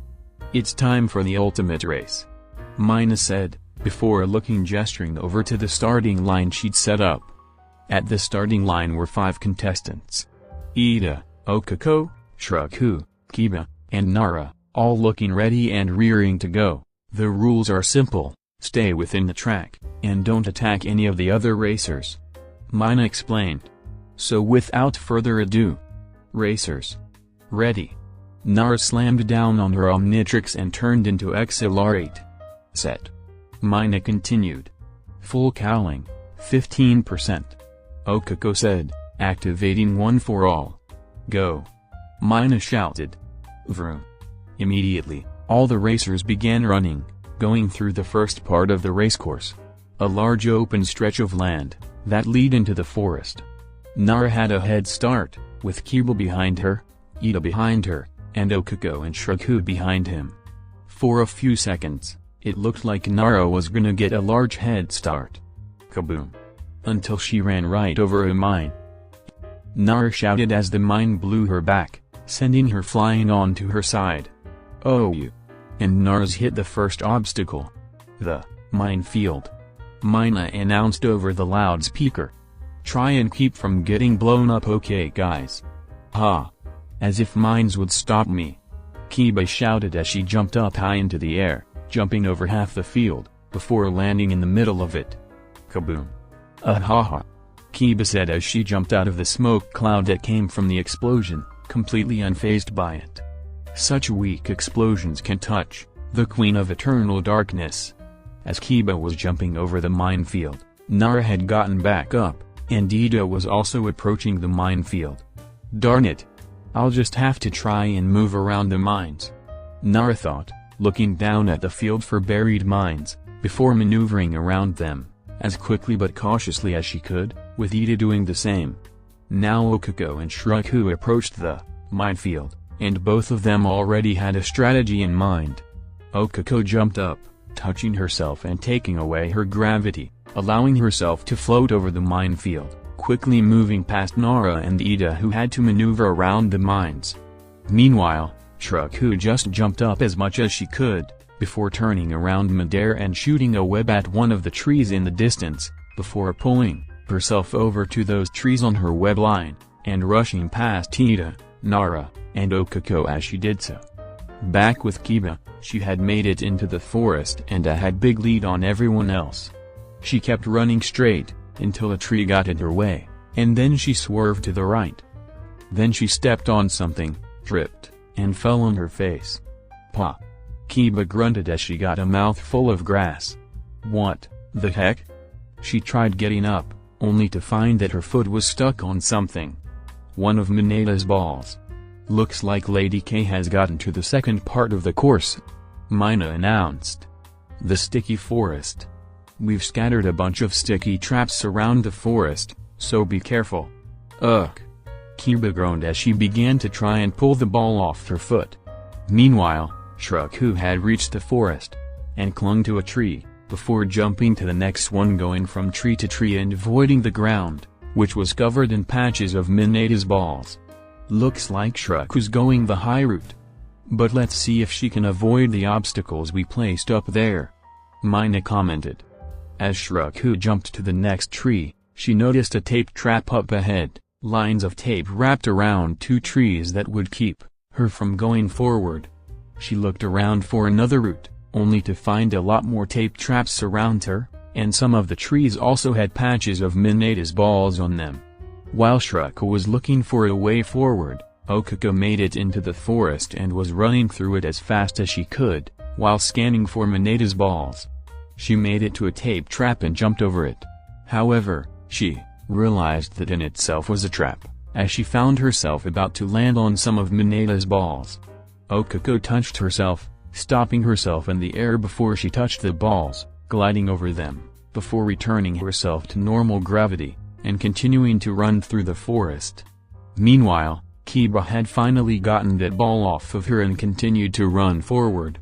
This time when a tree got in her way, Instead of going around it into a trap, she just ran through the tree, breaking it into splinters as she went on without slowing. At least until she stepped on the patch of balls that was behind it and tripped again. Curses! Kiba shouted. "Oh, looks like Lady Kiba having some trouble," Mina commented. "But it looks like Ida and Nara have finally reached the forest. Let's see if these two can catch up.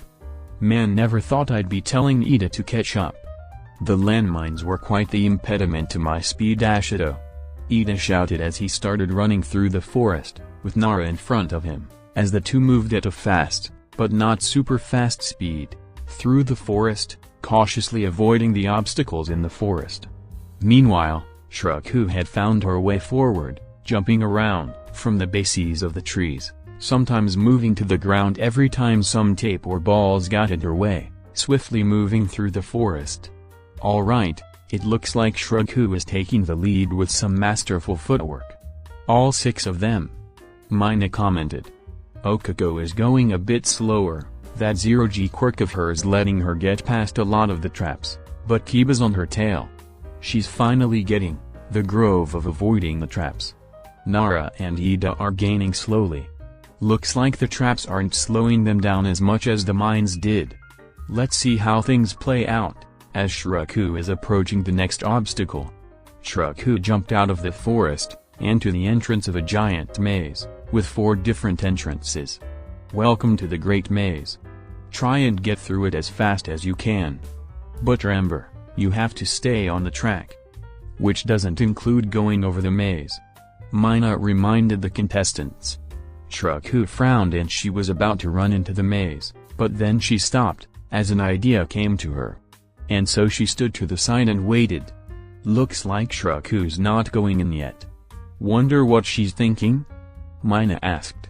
"Well, whatever it is, it better be good, because she's about to lose her lead as Uraraka's approaching maze with Kiba not far behind." Okako ran out of the forest and stopped for a second to look at Shraku, who just smiled at her. "What are you doing?" "Waiting," Shraku simply responded, turning her head to the forest. "Ah, here she comes." And Kiba came running out of the forest. She stopped for a moment to look at all 4 paths, before taking the one on the inner right. But instead of taking turning right, and following the path, she kept going straight. Smash! Smash! Smash! Kiba just ran right through the walls of the maze, destroying them as she kept on going. "There we go," Shraku said, before turning to Okako. "Shall we?" Okako ran forward, following Kiba, with Shraku going behind her. "Huh. We probably should have thought of that," Mina commented. Whoops.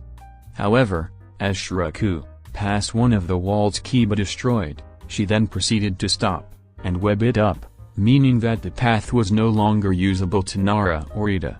"Oh, but it looks Shraku is sealing off the path," Mina noted, showing no mercy to Ida or Nara. "Ag!" Nara shouted in annoyance, as she still moved through the forest, hearing about what just happened and getting very irritated at the sneaky spider girl. "Sorry Nara, but I can't let you or Ida catch up," Shraku thought as she continued through the maze, webbing up the walls as she went, while Okako and Kiba went through the maze without issue. "Well, thanks to Kiba, Okako, and Shraku have already made it to the next obstacle," Mina said. At the same time, Nara's made it to the maze, with Ida not far behind. Nara quickly dashed into the maze and started running as fast as possible. At this point, trying to figure out which path led where would slow her down, so she'd just run through the maze as fast as possible. Ida soon followed behind her, using the same strategy. Meanwhile, Kiba, Okako, and Shraku had arrived at a massive field that was covered in ice. "Behold the ice field," Mina announced. "Careful not to slip." Kiba paid no attention to this warning and attempted to jump over the field. She made it about a quarter of the way, before landing on the ice, cracking it, and causing her to slip, fall on her face, slid forward until she slipped onto a more fragile piece of ice, which broke underneath her and dropped her into a pit. Curses! Kiba cried as he fell into a deep hole, filled with Minatas balls. Not again. Sorry Lady K, can't brute force everything, Mina said. Okako did what she normally did, touched herself, and started floating over the whole thing. Shuraku meanwhile, had a different approach. Shink.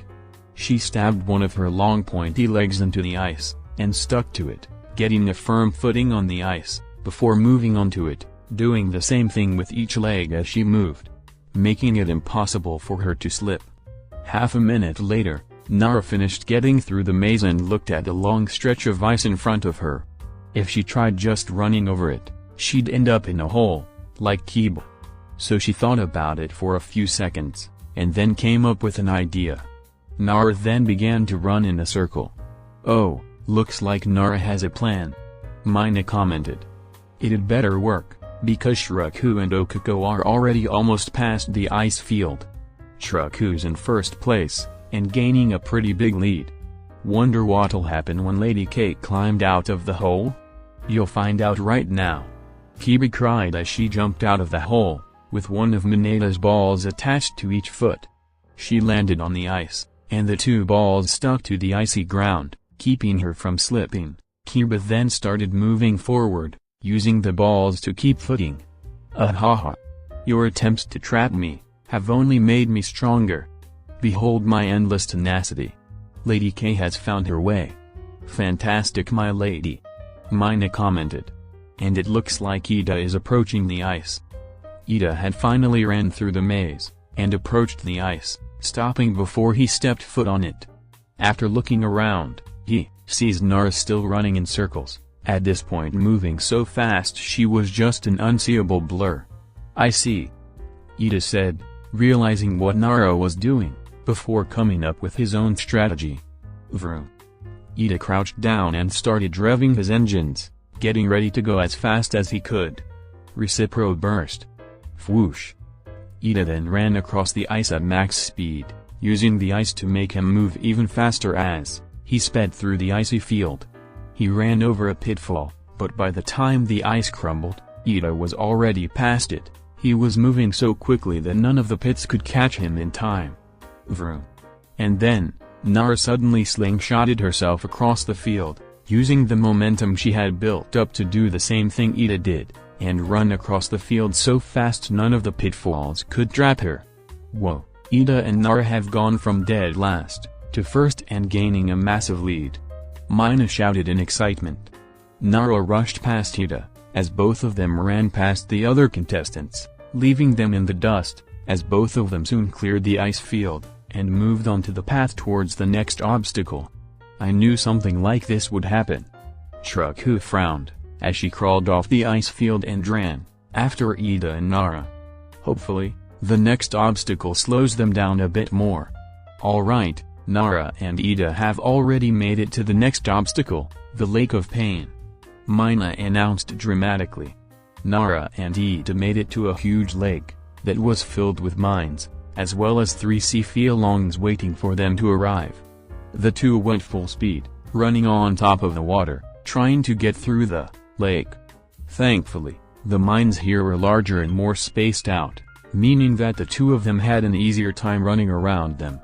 All the flongs tried to rush at them, but they were so fast they couldn't reach them, and the two of them had already run across the lake. And they're both already over the lake. Before Shuraku could even get to it, Mina shouted. Nara in first place, with Ida not too far behind. And they are about to get to the final obstacle. Will these two get to the finish line before the others can even hang on? Suddenly, Nara's omnitrix began to turn flash red. Brrrr. No. Nara groaned, as she forced herself to slow down, digging her ball-like feet into the dirt, skidding into the ground as she started to slow. Brrrr. Brrrr. Brrrr. In a flash of red, Nara had returned to her normal form, and her forward momentum caused her to fly forward and land on her face. Oh you! Nara groaned as her face impacted the dirt. Meanwhile, Ida began to slow down, as his engines overheated and shut down. Ida slowed to a stop, not too far away from Nara, as his quirk went on cooldown. Unfortunate. I had hoped I could have made it through the last obstacle, before this happened. If Shraku hadn't made me go through that stupid maze I could have won. Nara complained as she pulled herself off the ground. Looks like their quirks gave out before they could reach the end. Mina said. And now both of them will have to go through the next obstacle, without any help from their quirks? Speaking of that next obstacle, introducing the hill. Both Ida and Nara stood at the base of a large, steep hill. And they could see the finish line over at the top. It may have looked like a normal hill, but both Ida and Nara knew it had to be filled with traps. Nara took a deep breath and started running up the hill, with Ida watching from behind. She made it about 7 feet, before spring. Nara screamed as suddenly, a hidden springboard popped up, and launched her into the air. Nara hit the ground, back at the base of the hill, hurting her back quite a bit. Oh you! Ouch! Mina grimaced. That looked like it hurt.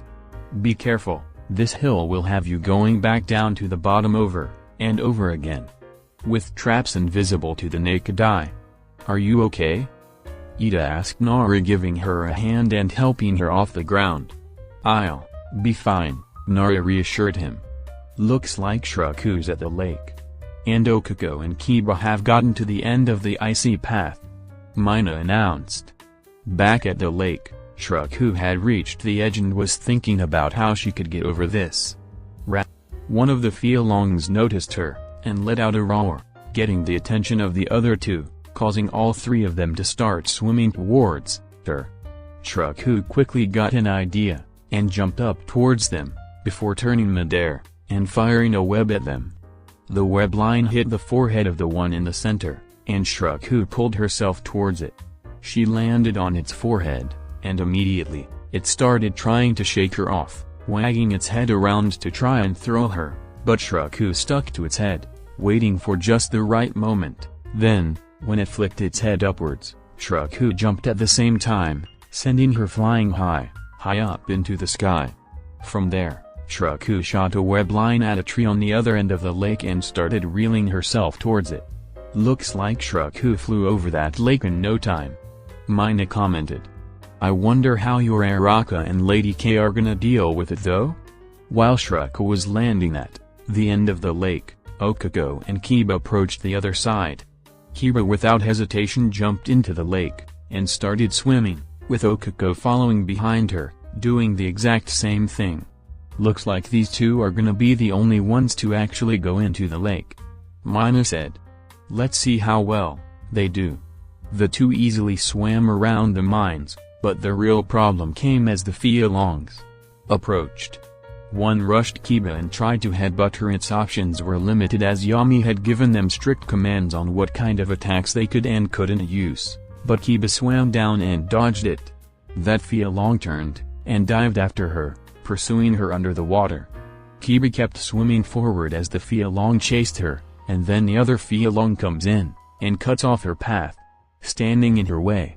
So in response, Kiba burst upwards, jumping out of the water, like a dolphin, and trying to go over the Feelong. But, the Feelong sifted its body, and tail slapped Kiba out of the air and knocking her back to the beginning of the lake. Okako meanwhile, was swimming away from the one Feelong that was chasing her and gaining 18. Full cowling. Okako shouted, increasing her power, as she shot away from the Feelong. While that was happening, Nara and Ida were continuing to try and climb the hill, with very little success. Nara made it a quarter way up the hill, when suddenly, a few feet ahead of her, a device popped out of the hill and shot down a stream of water towards Nara. Wait! Nara screamed, as the water swept her off her feet, and brought her back down the hill with it. Oh come on! Ida, who was further down the hill, suddenly stepped on some ground that had been slicked with a soapy liquid, and tripped, causing him to roll all the way back down to the base of the hill. Looks like Nara and Ida are still struggling to make progress, but Shraku is approaching the hill now. Let's see if she does any better, Mina said. Shraku ran up to the hill and started going up.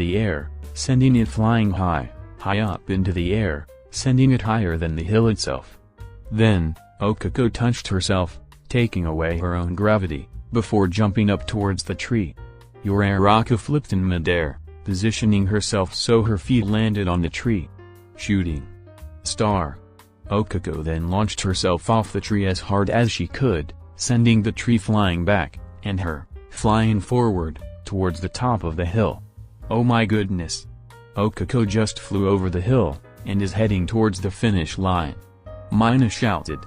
Shuraku looked up at Okako, who was flying towards the finish line, and panicked. It was all or nothing, so she jumped up, and shot a web line at one of the poles holding up the checkered banner over the finish line, and stared, reeling herself in. It's so close. Okako and Shuraku are neck and neck. But who's gonna make it there first? Mina screamed in excitement. The two girls kept moving towards the finish line, getting closer and closer, with neither one gaining the edge over the other, until slunk.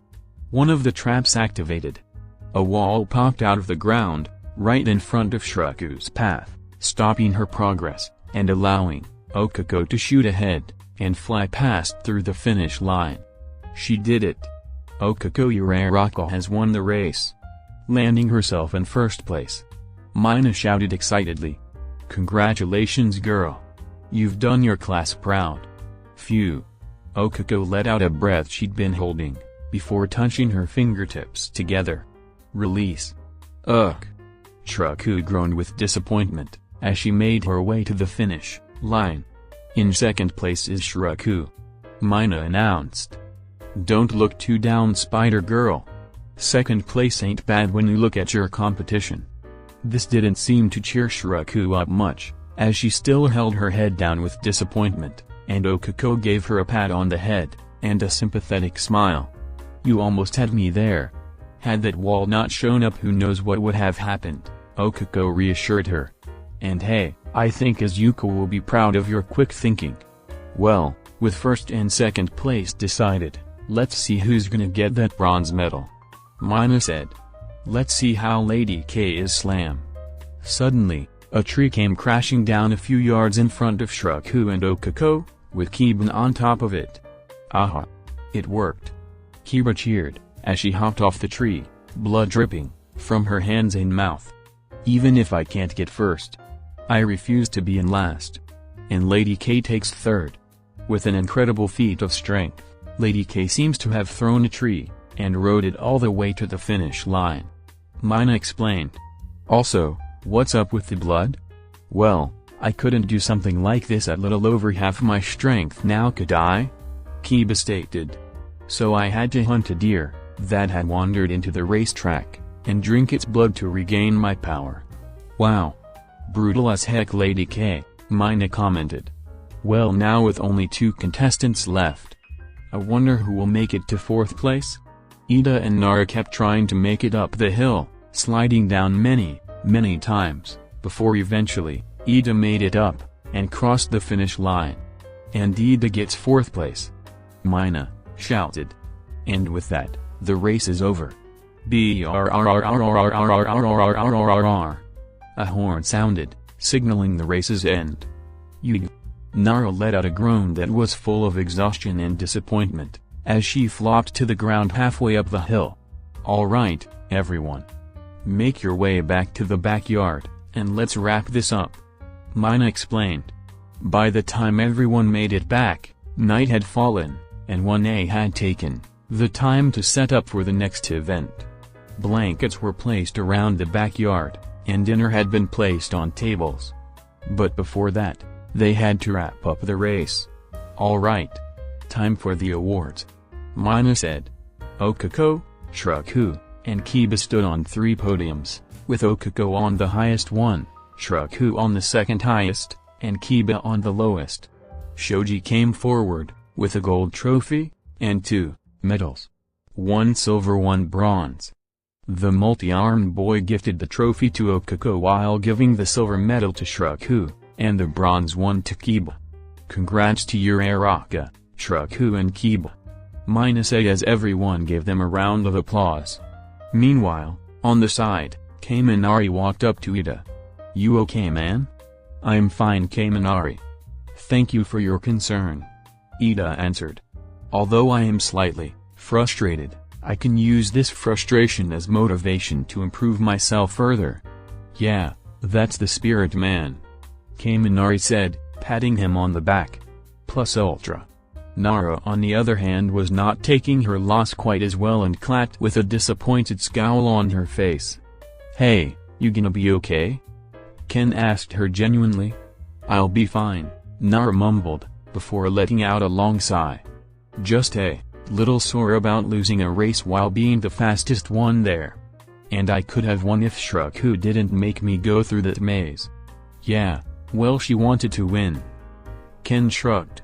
"But hey, at least you're still number 1 in the classroom, so there's that. You're still top nerd. And you're still number 1 loser," Nara smirked, her mood picking up a bit. "There she is. I was worried I'd have to be nice to you for a whole day." Ken fake gagged. "Ugh. Just saying it sounds wrong. Doofus." Nara chuckled while rolling her eyes, with a smirk on her face. "Well, with that over, it's time for the final event. The fireworks show," Mina shouted. "Everyone get a plate. And pick a blanket. And get ready for the show." Okako sat down on her blanket, her legs crossed with a plate of curry and rice, beside her, looking up at the night sky. After everyone had gotten their food, they all chose their blankets, sitting in groups, all except for Okako, who sat alone, as curiously no one chose to sit next to her. Until Izuku came up to her, with a nervous expression on his face. Most of the other blankets were full and I noticed you were alone. So is it okay if I of course?" Okako answered, flashing him a smile. "More than enough room after all." "Thank you," Izuku told her, before sitting down, with his bowl of katsudon. The two sat in silence for a little bit, eating their food together, and waiting for the show to start. Congratulations by the way," Izuku said after a while. "On your victory, that is." "Thanks." Okako smiled proudly, blushing slightly as well. "Honestly, it's all thanks to Shraku. If she hadn't done everything she did during the maze part, I wouldn't have been able to win. Yeah, I'm really proud of all the ideas she came up with during that race. Even if she only got second place, I'm glad she walked away with a medal," Izuku said, with a huge smile on his face. Okako stared at him for a second, in awe of the expression on his face. The happiness at seeing his daughter doing so well, the pride he felt in seeing all his efforts and allowing her to grow pay off. It was a look that said a lot about Izuku. How happy he was to watch someone succeed, and how much it meant to him that he got to help that person. It was an amazing look, in Okako's opinion. And one she wanted to see much more of. Boom. The fireworks started, and Okako was snapped out of her trance by the light and loud noise. Huh? Izuku looked at her, Seeing that Okako had a dazed and slightly confused expression. "Okako, are you okay?" "Me? Yeah." Okako stuttered, as her face turned red when she realized that she'd been staring at Izuku for quite a while. "I'm fine."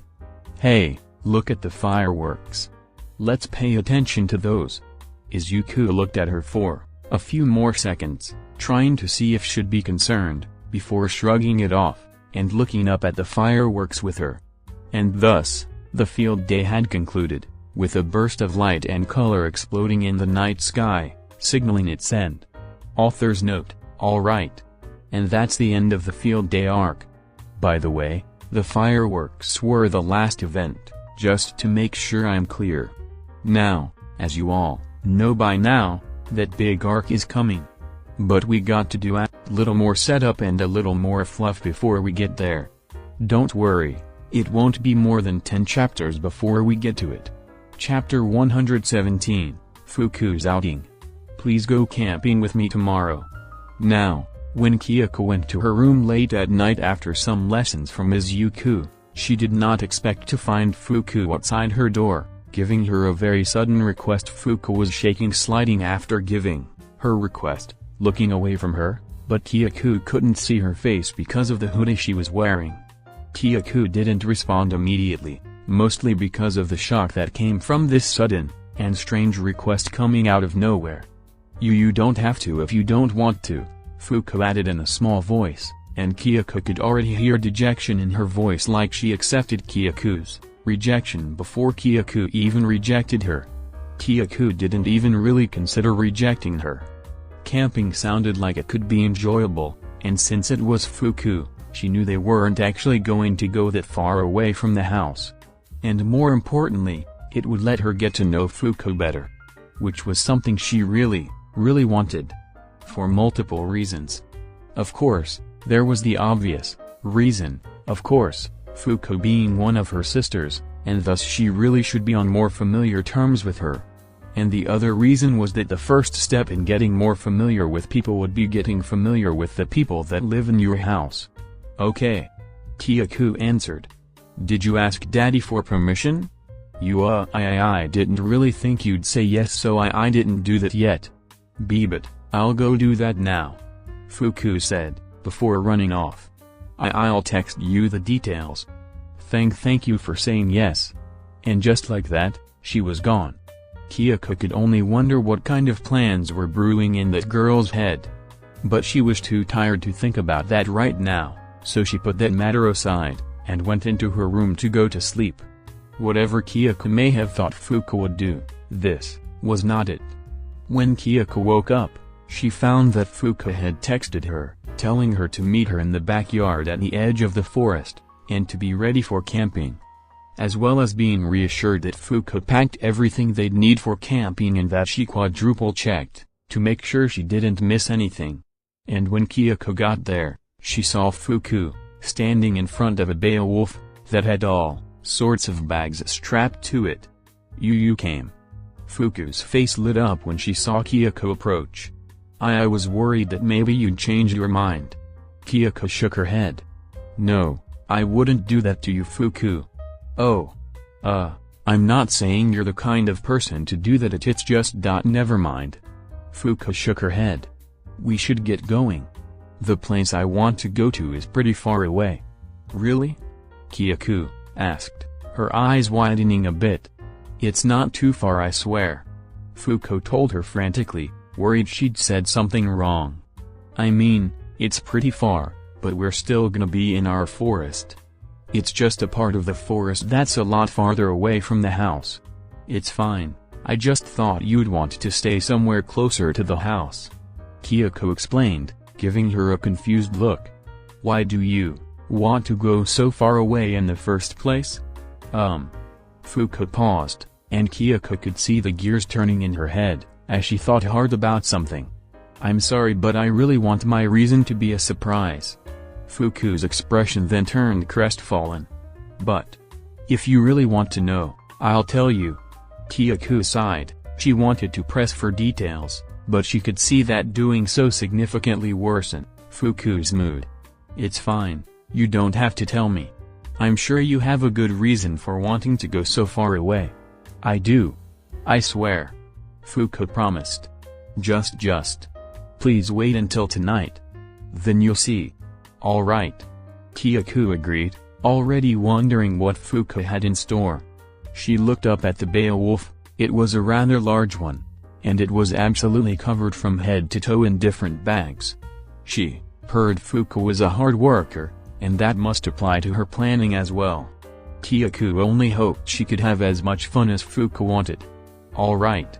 Let's get on the Beowulf and start going, Fuko said, hopping into the creature, sitting down on one of the two saddles that was put on it. Kyaku followed suit, and climbed up to the Beowulf, although she struggled to try and climb onto the creature, due to being significantly shorter. Oh.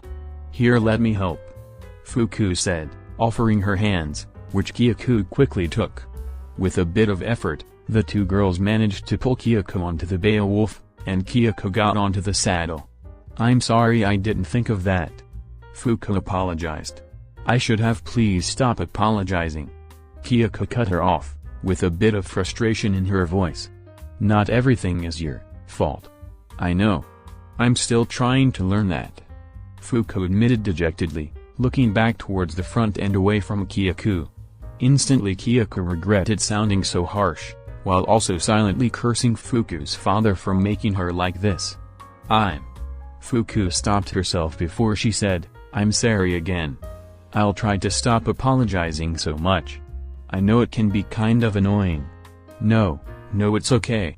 I get why you do it. It's not your fault. Daddy does this too, Kyaku pointed out, to try and make her feel a bit better. She didn't know how effective it was, and Fuko didn't respond. Instead, she just kept looking ahead. Meanwhile, the Beowulf, knowing the girls were on its back, rose, and started running, taking them to their destination. They had been riding on the Beowulf for about half an hour in silence, and by now the earlier awkward tension had worn off and been replaced with something else. Sheer boredom. All right, Fuku, you made things a bit awkward by apologizing too much, but now it's time to start the fun, Fuko told herself. Hey, I have an idea for a game we can play, Fuko told Kyaku, before opening up a nearby satchel and taking out two cameras. We can take pictures of everything around us, and see who gets the better one. Kyaku looked a bit skeptical, as she took the other camera.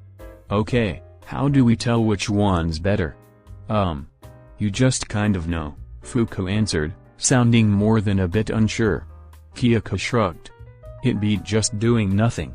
The pink-haired girl started looking around, searching for something to take a photo of. Fortunately, the Beowulf they were riding on, while pretty fast, was not the fastest Grim around, and it was also being weighed down by all the bags, so they could still get a pretty good look at their surroundings as they passed by them. Soon, Kyaku found her shot. It was a small pond, surrounded by trees, with two frogs sitting at the edge of it. Kyaku aimed her camera at the scene. Snap. Meanwhile, Fuko looked on the other side, and after a minute of looking, she found a shot of her own. It was of two deer, eating something on the ground next to a tree. Snap.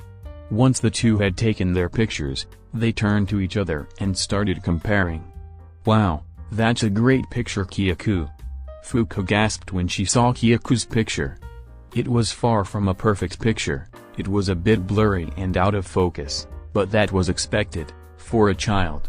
I think your pictures are a bit better, Kyaku said, taking a close look at Fuku's picture.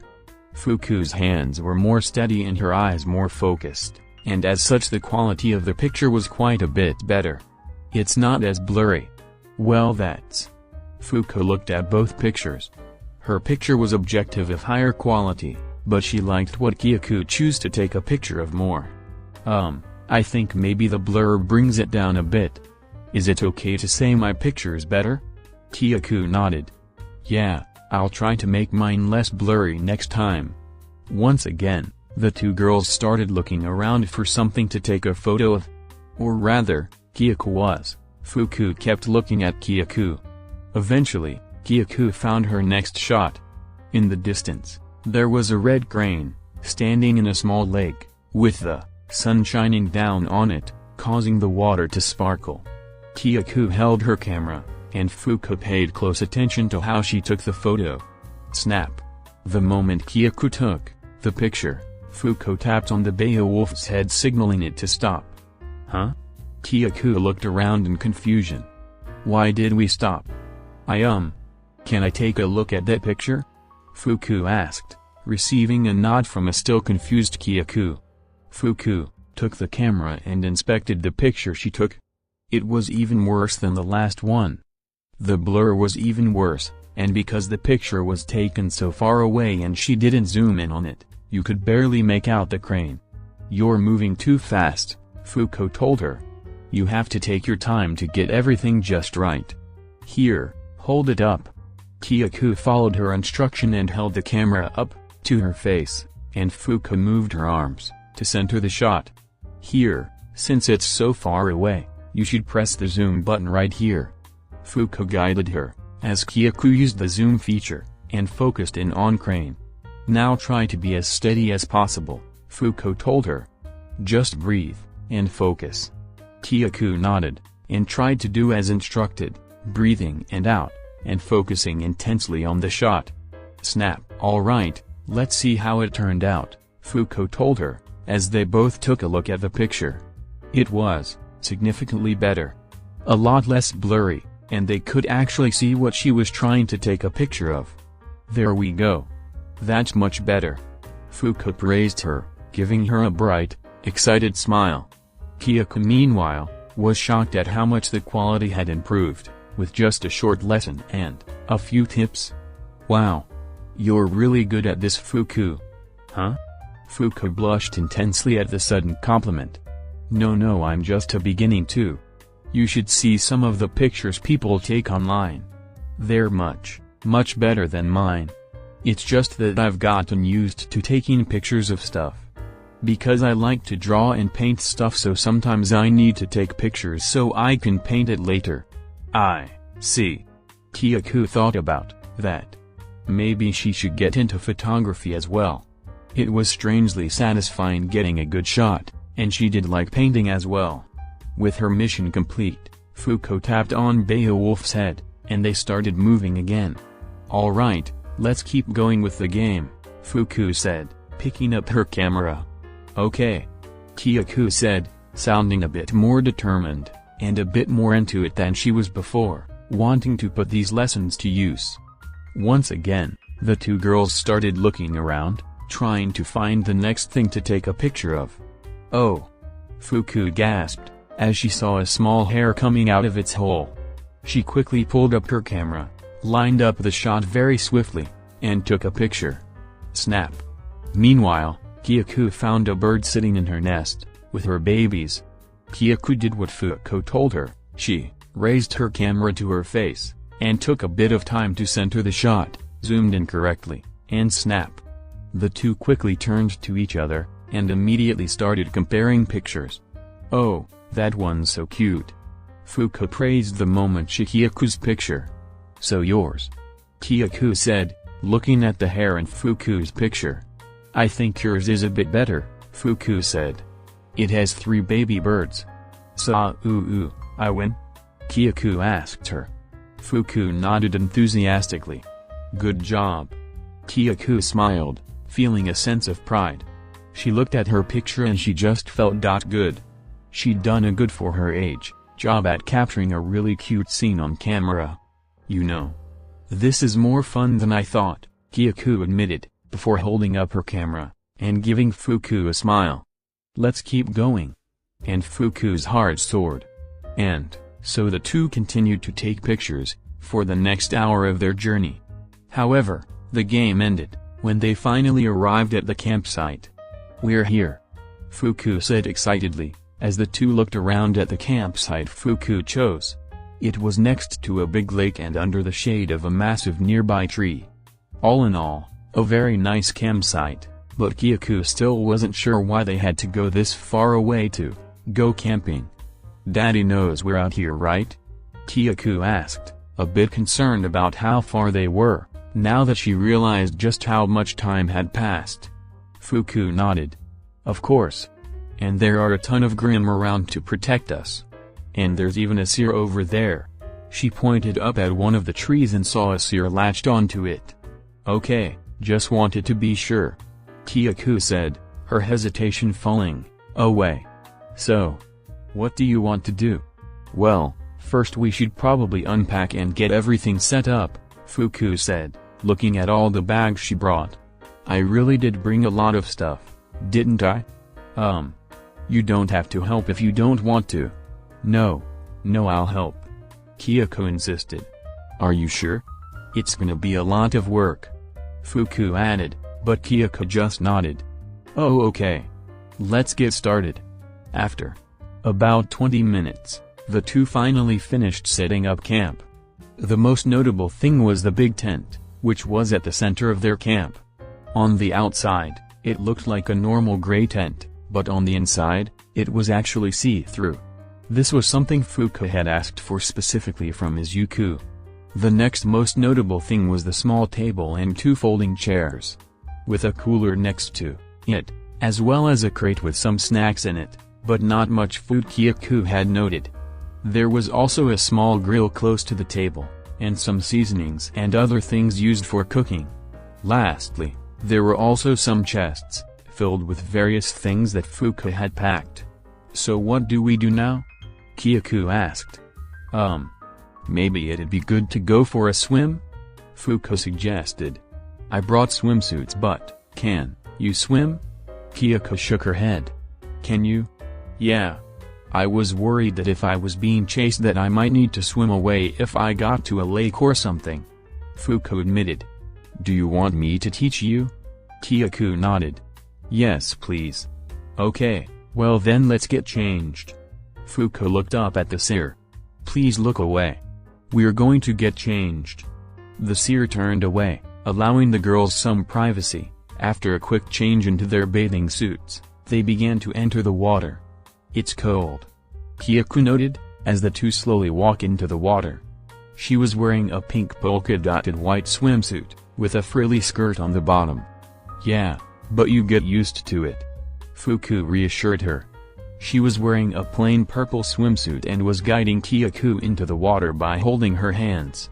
Now whatever you do, stay calm. Freaking out is really, really bad. So just remember, I'm here. You know, you're a lot cooler today than you normally are. Kyaku told her, giving her an appreciative look. Once again, Fuku's face exploded into a blush. What are you talking about? And me? Cool? That's. Oh look, we're getting deeper into the water. Let's start focusing on teaching you how to swim. True to her word, they were approaching a depth where Kyaku could no longer walk and would have to start actually swimming. Fuku could still walk around though, due to her being taller. Alright, now let's practice floating first, Fuku said, regaining her composure, while she recalled the way her instructors taught her. First just lie back, and stay calm. A person's body floats on its own, so, all you need to do is let the water lift you up. Kyaku let Fuku position her backward until she was lying back in the water, with Fuku's hands holding her up, and she felt a little nervous. Okay, I'm going to let you go now. Are you gonna be okay? Can you stay calm? Fuku asked her, also feeling a bit nervous. Kyaku took a deep breath and summoned her courage. I'll be okay. Alright. And with that, Fuku slowly let go of Kyaku's body. The moment she did, Kyaku feared she would sink. The feeling of not having anything physically underneath her to hold her up was a bit frightening, and she had to command herself not to move. Not to ask Fuku to hold her again. She had to hold on tight to her courage. And it paid off, as a few moments later, she noticed she wasn't sinking. The water was pushing her up, rather than dragging her down. It was still a bit scary to have nothing solid underneath her, but for the most part, she could breathe a sigh of relief. Alright. You're doing it. Now just keep doing this for a few minutes, so you can get used to it. Fuku explained. Then we can move on to the next thing. The next 2 hours were spent teaching Kyoku how to swim. Fuko instructed her, patiently, and Kyoku appreciated how thorough she was. It helped her understand things easily, and whenever she did something wrong, Fuko was quick to correct her. It was thanks to this, that after an additional hour of practice, Kyoku was able to swim. Kind of. She still wasn't very good at it, moving very slowly and inefficiently in a way that would quickly exhaust her, but she could move through the water without sinking, and that was major progress. But after all those hours of learning, Kyoku was pretty tired, so Fuku carried her on her back, as she swam back to shore. "You really are amazing, Fuku." Kyoku praised her sister, as she clung tightly to her back. Fuku stopped suddenly, and her face turned red again. "I mean, not really. I'm sure Izuku could have taught you a lot better than I could have. He's a lot smarter than I am." Kyoku nodded. "But Daddy's a lot older than you. You're only 2 years older than me. And you know so much more than me. And you're a really good teacher." For a while after that statement, there was silence. Until Kyoku heard something start hitting the water. She looked down and saw teardrops that had fallen from Fuku's face, falling into the water, creating small ripples as they landed. "Fuku?" Kyoku picked her head up and looked down at Fuku with eyes full of worry. She heard sniffles coming from her, and a very, very quiet sobbing noise. Meanwhile, Fuku was trying to hold it together, trying to stop the tears flowing out of her eyes. "I'm sorry. It's just, sometimes, it still feels like a dream. Or like I'm inside an isekai. The months I've spent here sometimes don't feel real. I'm worried I'm going to wake up one day, and everything will go back to normal. I won't have Eri, or you. No one will tell me I'm amazing. No one will tell me I'm useful. I'll go back to being Fukinoko, child of misfortune." Kyoku's embrace grew tighter. Her previously exhausted body suddenly felt hot with rage. "That's never going to happen. That terrible man can never, ever hurt you again. Never. Our nightmares are over. We've suffered enough already." Fuku paused for a minute, before responding. "I hope you're right. If this was a dream, I don't think I could bear ever waking up from it." Author's note: alright, so that's the end of this chapter. Some Fuku and Kyoku bonding. Also your narrator note, my heart. Chapter 118, Fuku's outing part 2. After getting out of the lake, and drying themselves, they decided to try a more relaxing activity. That being painting. Fuku set up some stands and some canvases, and put some seats in front of them, and the two sat down and got ready to paint. "So what do you want to paint first?" Kyoku asked. "Well, I was thinking we could make paintings out of those photos we took," Fuku said, grabbing the cameras the two of them had used to take the photos. Kyoku nodded. "Sounds good." Fuku handed over one of the cameras, and the two got to work, painting quietly by the lakeside. Kyoku found the experience quite pleasant. It was so quiet. She loved her new home and family, but sometimes she wished it wasn't so constantly noisy. Like all the time. Right here, the only noise came from the wind, and the sound of their brushes, and this allowed Kyoku to fully focus on her painting. Currently, she was working on recreating her picture of a crane in a lake. And she thought it came out pretty well. A mostly blue painting, with a single white thing that somewhat resembled a crane. Okay, it wasn't all that great, but Kyoku understood that people her age weren't about to create the next masterpiece. Doing something well came with practice, and Kyoku was only 6. And Kyoku was confident in that notion until she looked over at Fuku's painting. Now, Fuku's painting wasn't a masterpiece, but it was leagues better than Fuku's. Fuku had chosen to recreate her picture of a rabbit coming out of its hole. It had perspective and detail, and the rabbit looked 100% like a rabbit. "How are you so good at this?" Kyoku asked in shock. Good.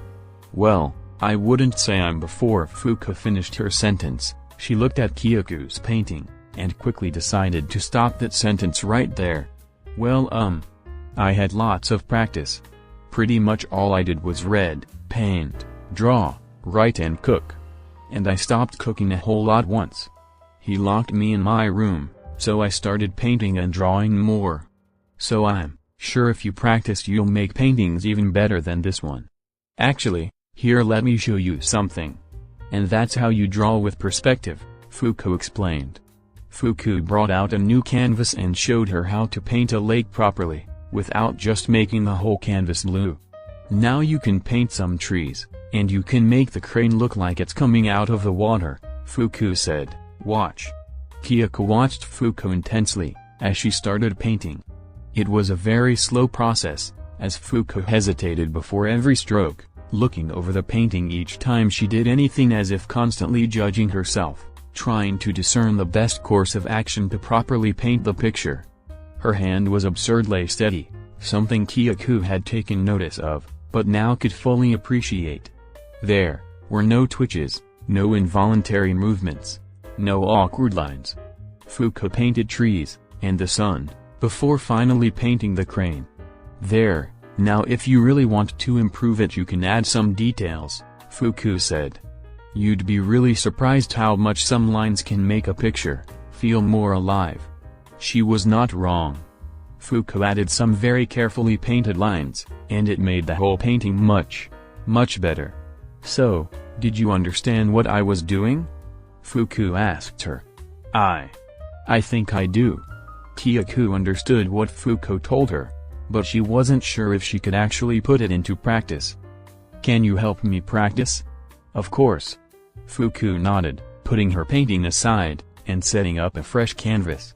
Let's just try to get this crane painting right. Just remember what I did and try to do it again. If you start messing up, I'll help guide your hand. Just try to focus. Kyoko nodded, and she picked up her brush. She took a deep breath and started painting.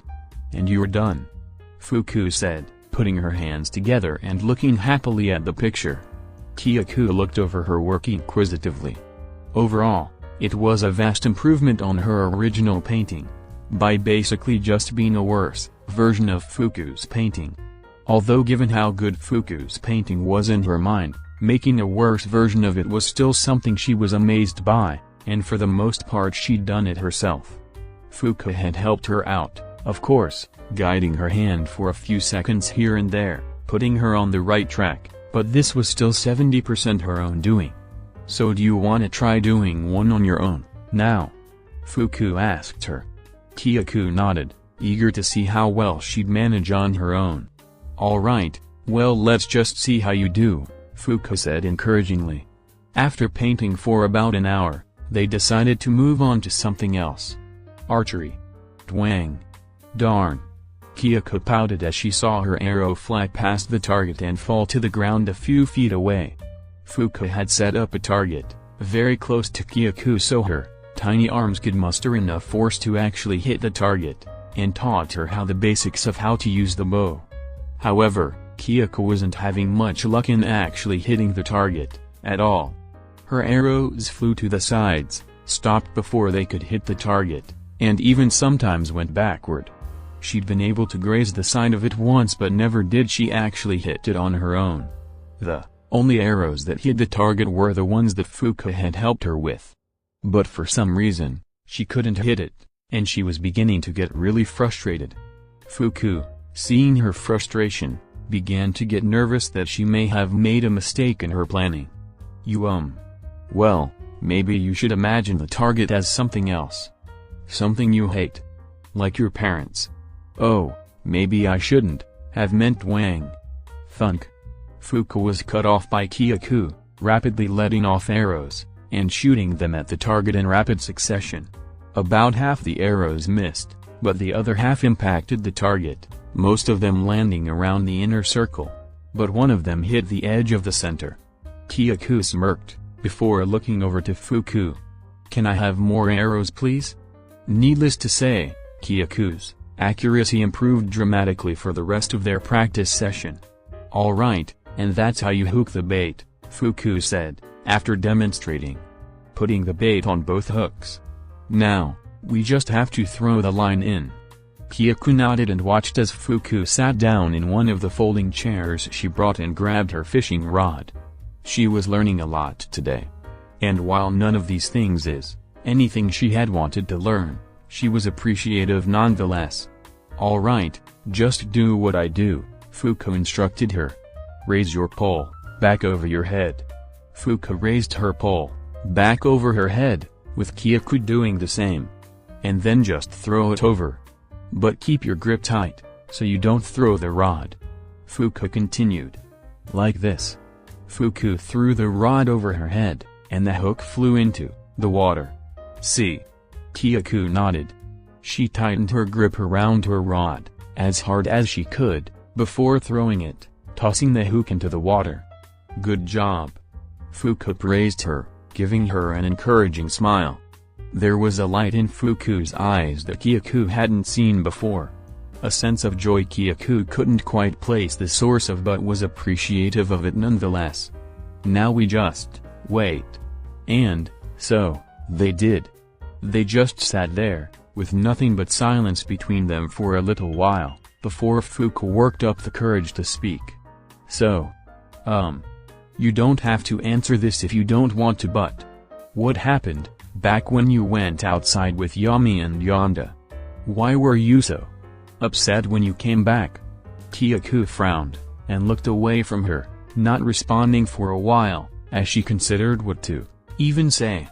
Part of her, a very significant part, wanted to refuse to tell Fuku she didn't want to answer. But another part of her remembered that she needed to open up to other people if she wanted to get better. And maybe, just maybe, she learned something else from Fuku. "They wanted to know why I don't like people very much," Kyaku answered. "And the reason was because I'm angry, and I'm jealous. I'm angry and jealous because of how everyone else is with their parents. And even though I have a new daddy now, one that loves me, I still feel these things and I feel ugly." She heard Fuku finish. Kyaku's eyes widened, and she turned back to Fuku and looked at her in shock, only to find a very, very sad expression on her face. "You feel ugly and ungrateful, and like you should be happy, and, because you're not, that there's something wrong with you." Fuku continued. Her tone was cold, and that light in her eyes had vanished completely, replaced with a dull sadness that left Kyaku agape. How did you know?" Kyaku asked, her voice so quiet it was pretty much a whisper. "Because I feel like that too," Fuku responded, her voice still cold, and she looked to be staring at her reflection in the pond. "Back when I was still with him, I'd read books about people with loving families, best friends, or lovers. And I'd feel great at first. I'd put myself in their place, and I'd just imagine I was them. And I'd feel amazing. Until I heard my father call me. Then I'd remember who I really was. That I had no friends. Or loving family. And I felt angry and jealous. At least for a little bit, before all the fear washed it away." Kyaku was just looking at her in shock, because while not exactly the same, eerily similar to her own experience. And she'd never expected someone as timid and gentle as Fuku to feel anger and jealousy like she did. She seemed too nice for it. "And now, I still feel like I'm not anything like the characters in my books, or manga, or anime," Fuku continued. "Even though I have nice people who care for me, I finally have a loving family, some things are just wrong. I can't call Izuku my father. Even he's basically the father I've always wanted, I still can't call him that because when I think of the word father, or dad, or anything like that, I still think of him." The way she said him, her tone suddenly shifted, to become bitter and angry in a way that Kyaku never thought she'd hear from her. "He's still here, not in person, but part of him is still with me. Still trying to hurt me." Fuku's voice was trembling with rage and sadness, and tears were beginning to form in the corners of her eyes.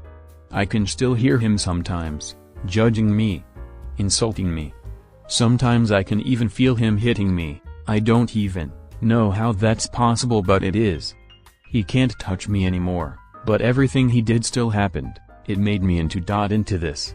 He made me not able to call someone father. He made always afraid that someone's trying to hurt me. He made it so I can't love myself.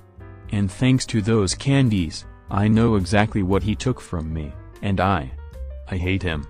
I just hate him, so much. And Fuka was cut off, as suddenly Kyaku launched herself at her, enveloping her in a tight embrace before she started sobbing into her shirt. Kyaku? What's wrong?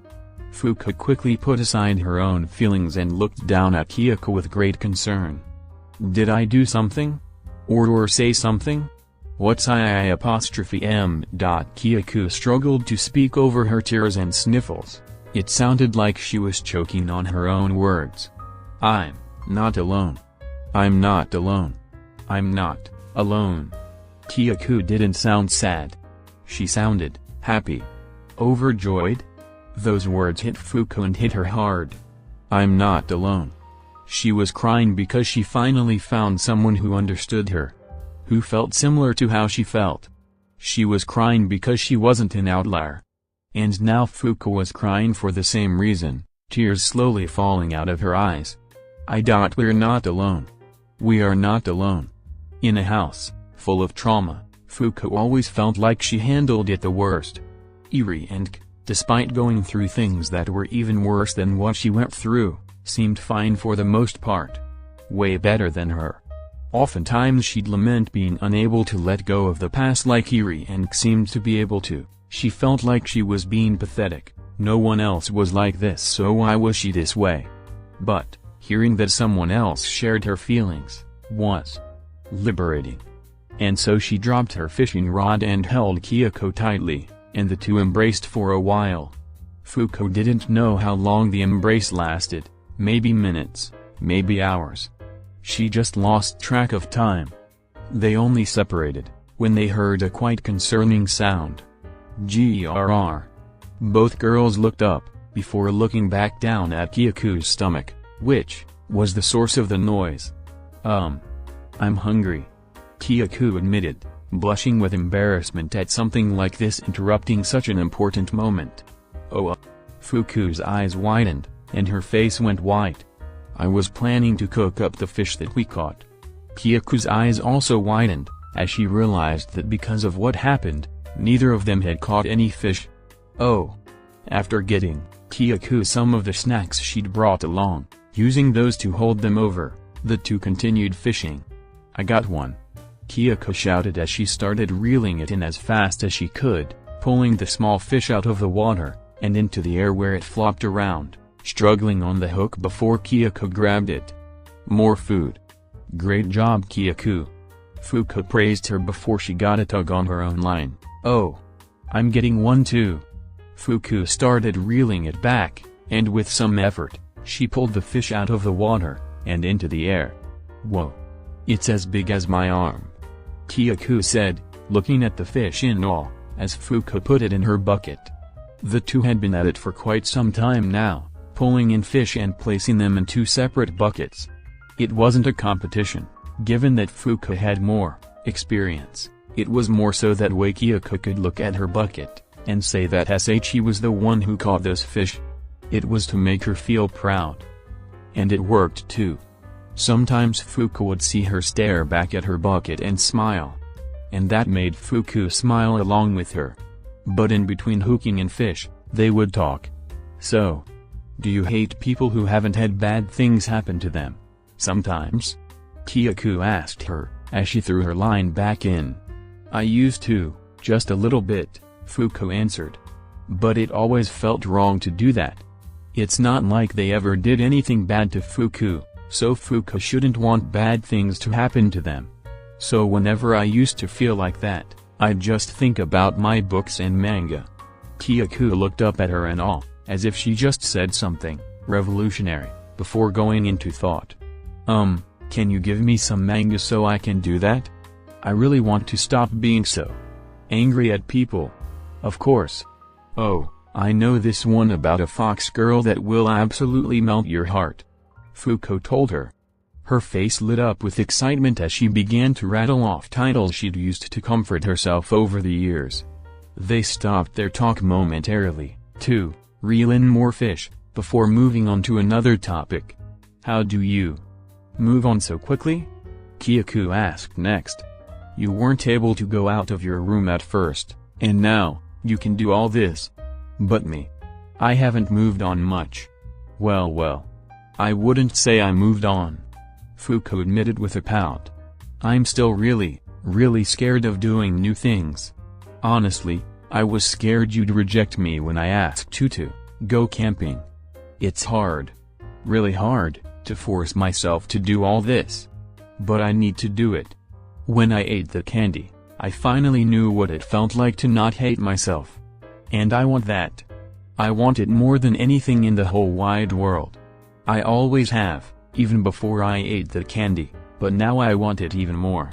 So I need to work really hard to stop being afraid and do what I need to do to feel that way again." Fuko looked down at Kyaku, who looked up at her with eyes that sparkled with amazement. And Fuko felt her heart fill. It was now that Fuko started to really feel that Kyaku was her younger sister. Iri and Kiba always felt like they were her older sisters, even though she was older than them. Because in Fuku's mind, an older sister was one that guided and taught their siblings. One that helped them through difficult times, and through experiences they'd already been through. And while Fuku had done her fair share of that with Iri and Kiba. But those were outliers. For the most part, those girls had guided Fuku through her recovery. They helped her move forward when otherwise she'd be paralyzed with fear.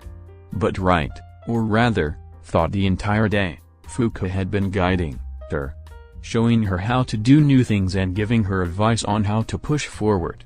It felt overwhelmingly amazing. A bit scary. She was concerned she might say something wrong, but she literally just said she had to push past things like that, so she did. When you have to do something really scary to get what you want, just think about how badly you want it, Fuku advised, before flashing her a bright grin. And don't be afraid to rely on others for help. Honestly, I don't know how far I could have gone if Iri and weren't there to help me. If you feel like something's too much for you, you can call Iri, Izuku or me, if you want. Kyaku smiled back at her and nodded. Fuku was truly glad she decided to go on this trip. Sis. Kyaku looked like she was in heaven at the moment, with a plate of fish in front of her, and some of the food already in her mouth. It's so good. Fuku was working on a grill nearby, cooking up the fish they caught. Are you sure? I didn't overcook it or put on too much seasoning? Kyaku shook her head. No. I love it. I'm glad, Fuku said, giving her a relieved smile. I haven't cooked much on the grill, so I was worried I might not do it, right? You worry too much, Fuku. Kyaku reassured her, shaking her head before stuffing her face with more food. You're really talented. I think you know more stuff than anything at home, except Daddy. I doubt that. Fuku quickly denied it. Besides, there's no way I'm anywhere near as amazing as or Riri, or Kiba. Those guys are just on another level. Kyaku didn't quite agree with that notion but wasn't really able to find a way to argue against it, so she just kept quiet, and kept stuffing her face, and soon she forgot about it altogether, because the fish was that good. As Fuku was finishing up her own plate of food, she noticed the sky was beginning to change color. Oh! Kyaku! Quickly come here! Kyaku looked up from her food and saw Fuku walking towards the edge of the lake. Curious, Kyaku got up and followed her, bringing her plate with her. The two sat down at the edge of the lake, with their plates set down on their legs. And soon Kyaku saw why. Wow! This was not Kyaku's first sunset, however, it was her first time seeing the sunset, over a lake, in a forest. Seeing the sun slowly get down behind the mountains, as the sight reflected in the crystal clear waters of the lake, was one of the most beautiful things Kyaku had ever seen. Kyaku couldn't even finish her sentence, as soon her mind just focused on taking in the sight in front of her. Fuka herself was overwhelmed with joy, both that the sight was as awe-inspiring as promised, and that she wouldn't disappoint Kyaku. The two just stared at the sunset for a while, until the sun finally went down. And when the sun went down, the stars came out. Kyaku gasped when she saw them. She'd obviously seen stars before, but never as clearly as now, thanks to living so close to the city. But now she could see what the sky looked like without all the light pollution, and witness the as they were meant to be, and the reflection of the lake made it all the more beautiful. How, are there so many? Kyaku managed to ask. Nara said something about all the lights in the city making it harder to see the stars. So if you go far enough away, you can see them like this. Fuka explained. It's really amazing, right? Kyaku just nodded, her eyes glued to the sight in front of her. Eventually, the two managed to continue eating, but their heads still remained tilted upwards, as they stared at all the different stars in the sky. Eventually, the two of them got tired and retreated into their see-through tent. Wrapped up into their sleeping bags, they continued to look up at the night sky. Did you have fun today, Kyaku? Fuku asked her hopefully. To anyone else, the answer to the question would be obvious. But Fuka just had to make sure, in order to shake her fears completely. Much to her relief, Kyaku nodded her head. Today was amazing. I learned so much, I ate great food, and I got to see so many amazing things. And it was all thanks to you. Fuka felt like her heart was going to burst from joy after hearing that. Her face went red and she felt a smile form on her face. Thank you. I tried really hard to plan everything out. Kyaku looked over to Fuku and gave her a joyful smile. Can we go out again sometime? And can we bring Eri and Of course. That sounds wonderful. Fuku quickly agreed. Everyone's been through so much. And I know we're gonna have to go through some hard things in the future too. So I want to make as many good memories as possible. I'm hoping that if we make enough good memories, it'll make the bad ones hurt less. What, do you think? I think that sounds amazing. Big, sis. Kyaku responded. Well, it looks like they hit it off, Fu commented, as the two of them looked at them through the seer. I know, and I couldn't be happier about it, Izuku said, sitting in bed, ready to go to sleep. VRRR. Suddenly, Izuku's phone started vibrating on his nightstand, and Izuku leaned over to see who it was. Oh. It was Nami. Well, I knew this was gonna happen eventually, Izuku sighed, as he picked up and answered the phone. Izuku sighed, as he picked up and answered the phone. Hello Nami, it's been a while. Hey, Midoriya. It really hasn't it? Nami responded. So I just woke up from a meeting. I just got out of a meeting. And speaking of things it's been a while since, guess what, it's time for you to meet your new highly dangerous bundle of joy. I guess it's been long enough. Izuku readied himself, to accept a new face to the house. Alright, tell me about them. Author's note, alright, a new child will be coming next chapter. This child will be important for the next arc, so it's why they are being added now. We'll also be seeing some more familiar faces come back, before the next arc.